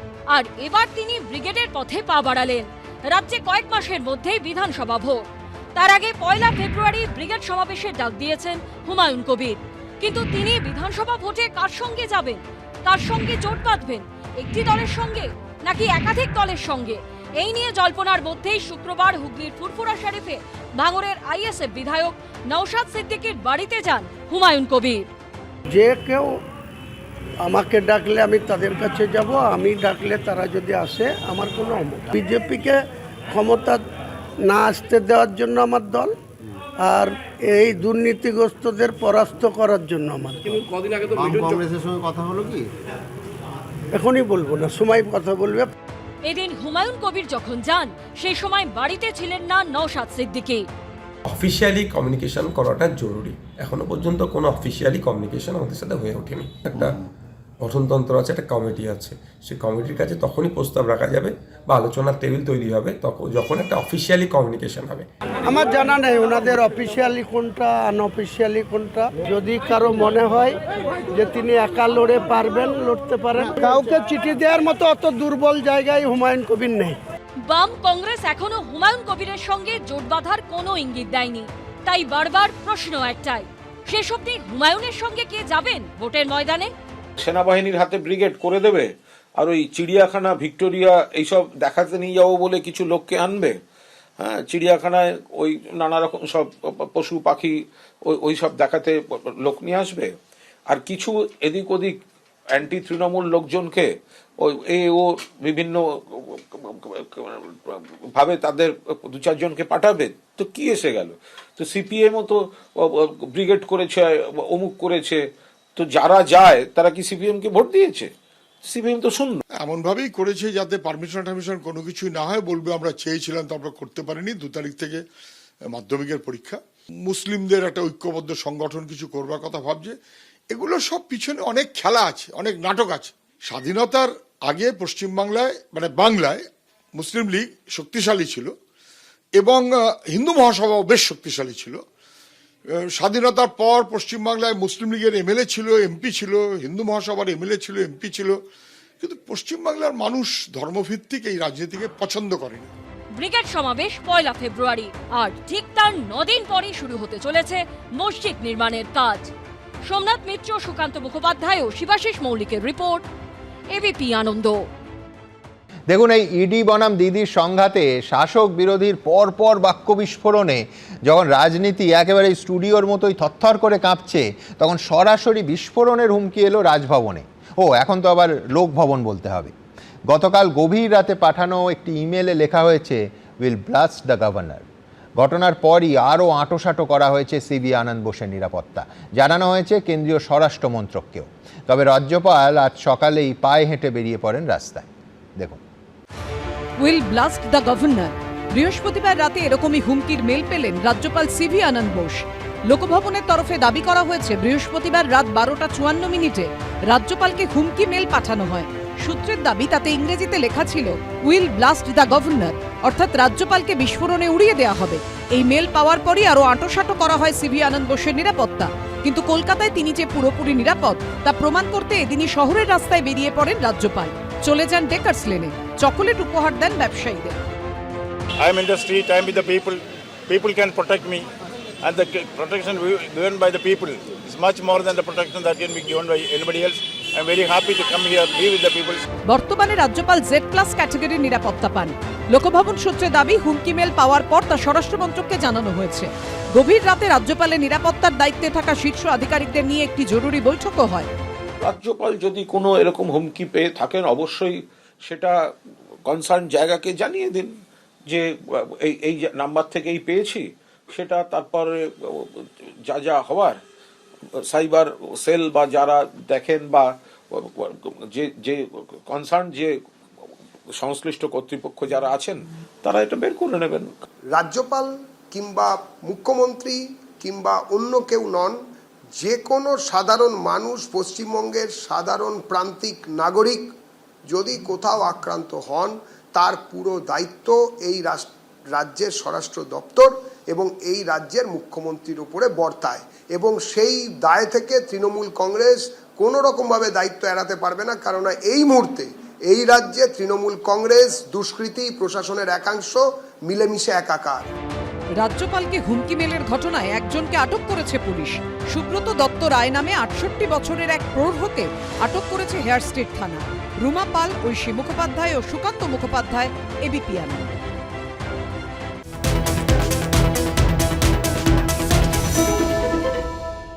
এবিপি আনন্দ, এগিয়ে থাকে, এগিয়ে রাখে।